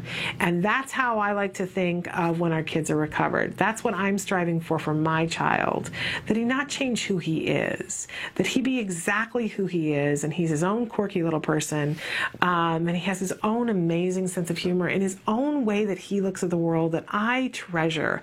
And I in no way want to change that. I don't want to change his viewpoint, but I don't want him to be held back either.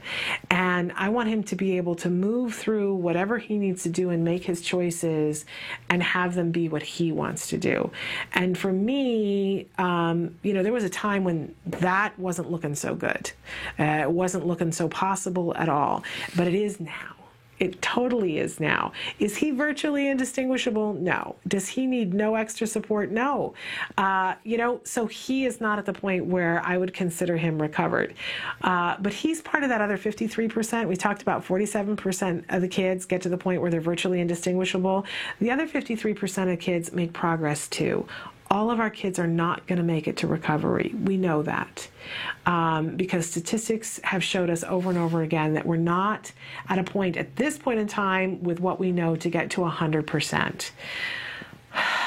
I think that's part of the issue with the word recovery. And it is one of those things that from time to time, I don't know about you, I got to take a breath about because none of us is guaranteed recovery. Statistically, 47%, and that's a whole lot of hard work. But the other 53% aren't going to get to that point where they're virtually indistinguishable. Okay. All right. But I still want progress for all of those kids, not just for mine, but for all of those kids in the 53%. They deserve it. We deserve it on their behalf. Our lives are going to be that much richer when they get that much progress. And it's going to be different for everybody, right? Even recovery is going to look differently on different kids. But if we don't talk about the fact that this is what's possible, it is a disservice to us. It is a disservice to the people who deliver this kind of therapy. It's a disservice to our kids. It's a disservice to society. We need to embrace the fact that if we work on these things in a systematic way, if we train people to be able to work on these things with our kids, if we figure out the funding source, that we don't have to have a lost generation. It doesn't have to be that way. When one of the things that Nancy Alsbaugh Jackson and I talked about, having been to the LA Walk Now for Autism recently, and we saw 35,000 people that were there, and some of them were little kids, little itty bitty kids on the spectrum that are 2 years old who are already starting therapy. And it made both of us well up to say, oh my gosh, it's so different than when our kids were starting. That, you know, if you started at 3, you were like, woohoo, we caught it fairly early. And now people are catching it at 18 months and 2 years, which is amazing. I'm so thrilled for them, and it's emotional. But then we were looking at the other side, because my son's about to be 9 and her son is 10. We were looking at the other side, the people who were there with people who were in their 20s and their 30s and their 40s. And, you know, you really could sort of see the history of autism walking by you, that there were 40-year-olds with autism, very few of them, and some of them who were in a harness on a leash because they were still an escape risk. And 30-year-olds, the same thing, and 20-year-olds who weren't able, you know, they were there as part of a group home situation, and nobody was interacting with anybody else. And then you'd see the teenagers, that a lot of them were talking to each other. Maybe they were engaging in some behavior, but they were talking to each other. And then we saw the next group of kids who, you know, were very interactive with each other and having conversations with each other. And then the little kids. So kind of amazing to see the progression. We don't ever want to go back to a point where we're saying that there's no help and there's no hope. That's not the truth. There's all kinds of help and there's all kinds of hope. And it starts with this ABA, getting access to it, letting everybody have the keys to the kingdom, the rules, the suggestions, the tools to be able to use to be able to help your child as much as you possibly can so that they can reach their full potential.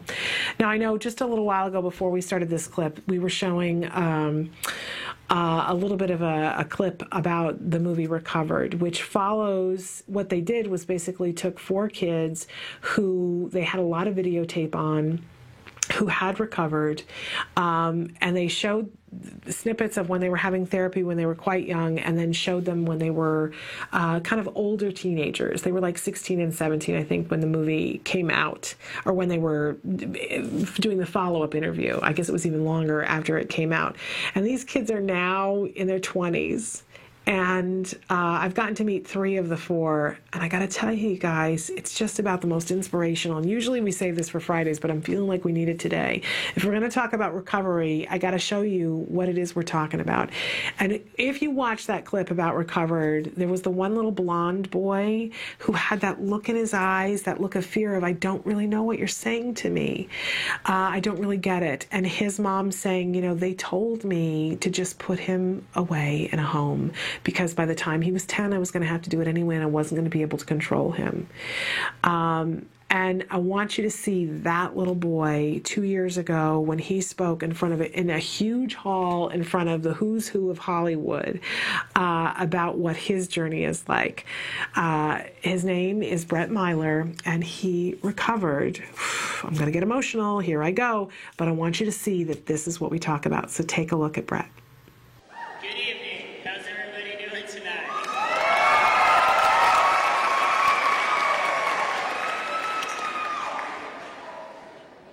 My name is Brett Myler, and I recovered from autism when I was 8 years old due to the extraordinary and selfless efforts of Dr. Doreen Grant-Boucher, Kathy Visconde, Evelyn Cumm, and many other amazing therapists.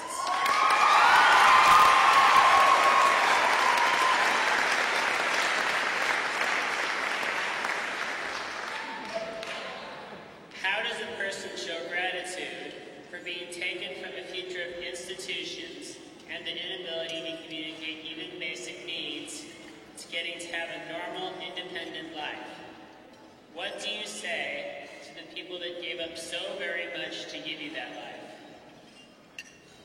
Since I was 8 years old, my parents have always talked about this. If we saw a clearly autistic person out in public, it was always, do you realize that would have been you if not for Doreen? Or, imagine what your life would be like if they hadn't decided to be therapists and had done something else with their lives. Or, do you know what those people sacrificed? How much they gave up to get you here? Of course, I always agreed with them because in my head, intellectually, I understood that all of it was true. But I never really felt it. In my gut, in my heart. I never really felt how great a gift I had been given because of what they had sacrificed for me. Well, I don't know why it took so long to happen. At least it did. And I finally felt a massive sense of gratitude in the pit of my stomach, in my heart for what they had done for me. It was about 9 months ago. I was 18 years old and I had a really great day at work. I was just made Employee of the Month at the grocery store where I work. I had just gotten my first semester.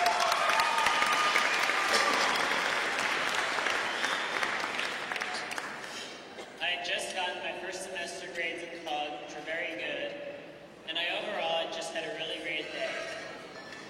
It occurred to me that none of the things I had done that day would have been possible without Cart and Dr. Grant-Boucher's help. College, work, driving my truck to a friend's house, none of it would be happening. I got home from work that night, and I went to my mother and said, the next time you talk to them, tell them I said thank you. Thank you for everything. At first she didn't know what I was talking about, but she got it after a few seconds and started to cry. She hugged me and said, don't worry, they already know. I told them. I'm told, but I don't really remember, that when I was 4 years old, one of my therapists really liked the song by the band Oasis called Wonderwall and taught me how to sing it. I guess it was super funny. My mom always heard my struggles in the words of that song, and they dedicated it to me when I graduated from high school. I thought it was nice, but what is a Wonderwall anyway? My mom said it's someone who gives up everything to do something that everyone else thinks is impossible. From what I have been told, it has been a very hard fight to get this kind of care funded and accepted to the point that it is now. And I have been told that CART has had a major role in getting this kind of care to many, many children. I thank you for all that you have sacrificed to help me and those like me. So, at this time, I think it is only fitting to dedicate those same words from the song Wonderwall back to CART, and especially to Dr. Doreen Grant-Boucher.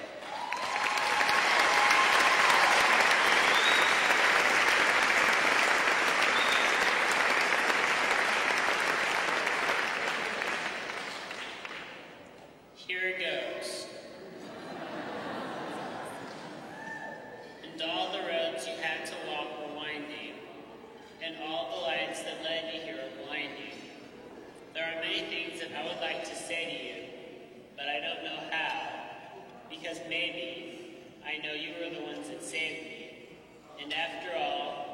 my Wonderwall.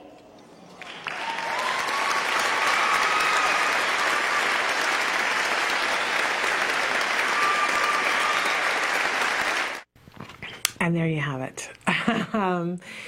It always makes me emotional, but what a wonderful young man who, by his own admission, you know, this is not a part of his life anymore, and that it wasn't a part of his waking hours, that his mother would think about it all the time, about how much this meant to her and how much it meant to him.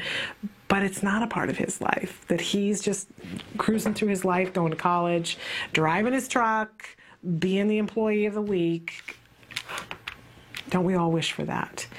Our reality is that it's not going to be everybody's circumstance. But I don't know about you, but I don't ever want to be in a place to diminish that for somebody else. And I don't ever want to be in a position where I deny my son the right to strive for that because, you know, 53% aren't going to get to that point. You know, I think it's so important to give our kids every single opportunity, and we can. They're all going to finish in different places. If you take a look, sometimes we have Nick Yates on the show, and he is one of the other children that's featured on Recovered, that recovered. His circumstances were vastly different than Brett's. Brett's diagnosis came earlier. He started ABA earlier. For Nick, it came much later, and he didn't start intensive ABA until he was 4.5-ish. And, you know, they're different, and their paths in life are different. They're as different as any two kids that you would ever want to meet. But I look at both of them, and the thing that they have in common is that there is nothing about the word autism that is holding them back in any way, shape, or form. That they are moving through their lives and having their friends and negotiating their lives in a way that's happy and productive. One of the other things that they have in common that I've noticed with our kids on the spectrum, recovered or not, is that if they've had a lot of quality ABA therapy, they're really kind, considerate, and polite. And if you got to have things in common, guess what? That's not a bad one for a mom to talk about, right? Gentlemen and young ladies. Very impressive. But anyway, I throw that out to you so that you can see what we're talking about when we talk about Recovered. I am sure, and I don't get the opportunity to see Brett on a regular basis, but I am 100% sure that he is not a perfect human being. And I don't think that his mother and father were striving for a perfect human being, but I know, because I've talked to both of his parents, that they say the same thing. Oh, there I go. That he is their hero. That nobody worked harder. That nobody went through more to get where he is. And he's all happy about it. He doesn't hardly even remember. Which, you know what? That gives me hope, too. I've shared before on the show that about a month and a half ago, my son was watching the A Word on my phone. We were laying on his bed, and we were watching the A Word, and he saw what was happening on the A Word, saw that the child was going through something that was difficult. The mom was a little bit emotional and saying, oh, it's just a rough day. And he said to me, why is she so upset?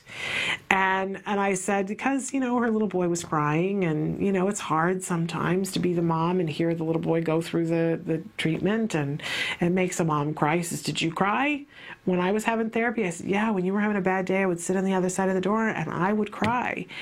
And he said to me, you know what, Mom, I was okay. I was just frustrated, but really, I was okay. And you know what? That was something that whenever I would talk to anybody who had gone through therapy, I would say, what do you remember about it? Was it really horrible? Do you hate your mom? Do you hate your dad for having put you, like, what do you remember? And they would all say the same thing. You know, I don't remember a whole lot about it, but what I remember was that all these great people would come and play with me, and I kind of remember it as being kind of fun. I don't remember that. I don't remember, you know, specifics about it. So much has happened to my, you know, I would always get that same answer, and I would always feel this, I don't feel like I have a handle on it. And then to have my child say, oh, I was okay, I was just frustrated.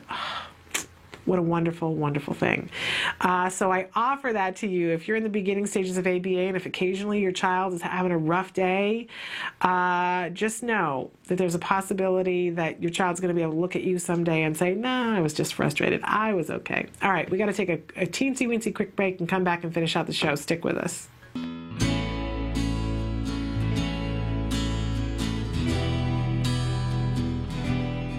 Here I stand, a man, someone who has overcome struggles, someone who has endured perceptions of what others thought of him, thinking he was stupid because he was autistic, or simply believing him to be nothing because he was different to them in their minds. But I stood my ground. I just wanted to say to the organization in general, alongside helping me to improve communicatively and socially, the other greatest gifts you gave me were the value of discipline and a good work ethic. To quote Anthony Kiedis, "To celebrate you is greater now that I can." You helped me to realize that the harder you work, the likelier you are to achieve success. Having had to work very, very hard to recover from autism, this discipline has continued to serve me well. I also realized that you taught me a lot about and instilled within me a quality of having compassion and sympathy for other people. That you will be concerned more with the needs and wishes of others than with your own is something that I'm awe of and I constantly strive to be. And in closing, the only way I can sum up card all of you is love. Everything you do to help families in need, you do out of the sheer love of wanting to make a positive difference in people's lives. And as I stand here before you as a mature adult, I have to say that I'm extremely grateful for your unwavering loving commitments to helping others in need recover from potential life roadblocks and become active and contributing members of society. While I can't overcome obstacles without a will, I cannot have a will without the love of those supporting me. And without love, I am nothing. Thanks again so very much for your love, everything that you've done and continue to do. Please give my best wishes to your families, everybody else with Cardi wasn't here, and especially all of your clients and their kids. I'm confident that they too will be able to overcome, and I know that they'll be successful with what they do as long as they continue to put their minds, hearts, passions, and best efforts into it. Enough said.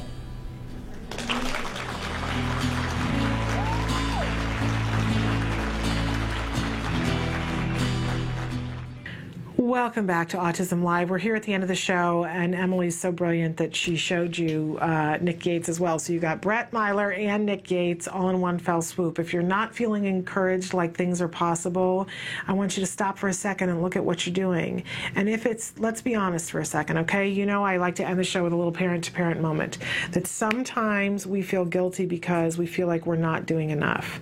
If that's the space that you are in right now, I want you to stop for a second. Just stop. Because my guess is that you're probably doing a lot, maybe more than you can even handle. And if it is that you're feeling like, okay, but I'm not doing ABA and I'm not doing enough of ABA and I'm not doing, forgive yourself, that was yesterday, right? But starting today, I want you to just focus on one thing. Ask yourself what's holding you back, what's preventing you, and then the next thing I want you to do is write it to me. Tell me what is preventing you. Is it just money? Is it your work schedule? Is it your spouse's work schedule? Is it your fear? Is it that you don't live close enough? Is that you don't know who to call? Just take a minute, stop and think about what is preventing you from starting ABA, and then send it to me. You don't have to give me a big long thing, but if you want to, you can send me a book and say, here are all the reasons why I can't start ABA, because that's exactly what I want to work on with you. Is let's get you to the point where you can. If it's a money situation, let's solve it. Let's figure it out. If it is that you don't have a provider that's close to you, let's solve that. If it's that you're terrified, I know some of you have written in and said, I don't know what's going to happen with my other child. Let's solve it. Figure it out, what you think your big reason why you can't do this is, and let's take it on together, shall we? That's really what I want to do, because I don't want you to be sitting there feeling like, I don't want to see kids that are doing well because I feel bad that I don't know what to do. That's not a good place to be in for you or your child. Let's get past it. Let's come up with a plan. Let's take all our executive function skills that we're learning and let's apply them. Let's name it. Here's what the obstacle is, because as soon as we can name the obstacle, I'll bet you we can come up with something to go around it or over it or through it or under it or I don't know what, but let's figure it out. So that's my challenge to you. Figure out what is it and then send it to me. I want to take this on with you. Okay, we're at the end of of the show, but as this show I can't even speak anymore. I'm so verklempt. As this show ends, the conversation continues. It's going to continue in lots of different ways. Emily's going to show you different ways that you can be in touch with us. Remember that you can be watching us in a variety of different ways now. You can be watching us on Blip. You can watch us on YouTube, on iTunes. You can be listening on Zune, all these wonderful things. And today you can watch us on Ustream. So all these fabulous ways. Please be a part of the conversation. Please tell us what you need, and we will do our level best. I will do our level best to track down what it is that we can do to help and support you on this journey through autism. You're worth it. You're doing a good job, and your child is for sure. Absolutely. We can all agree on that, right? Sometimes it's hard to hear that we're worth it, but we all know our children are worth it, right? Like that's something, that's the war cry right there. You can do this. You are doing this. All right. Tomorrow, don't forget, Evelyn Gould at 10, and at 11 o'clock, Let's Talk Autism with Shannon and Nancy. We'll be back at 9 o'clock in the morning, though, with more topics having to do with how we can be more efficient, more effective working with our kids with autism. Until then, please give your kiddos a hug from me. Bye-bye for now.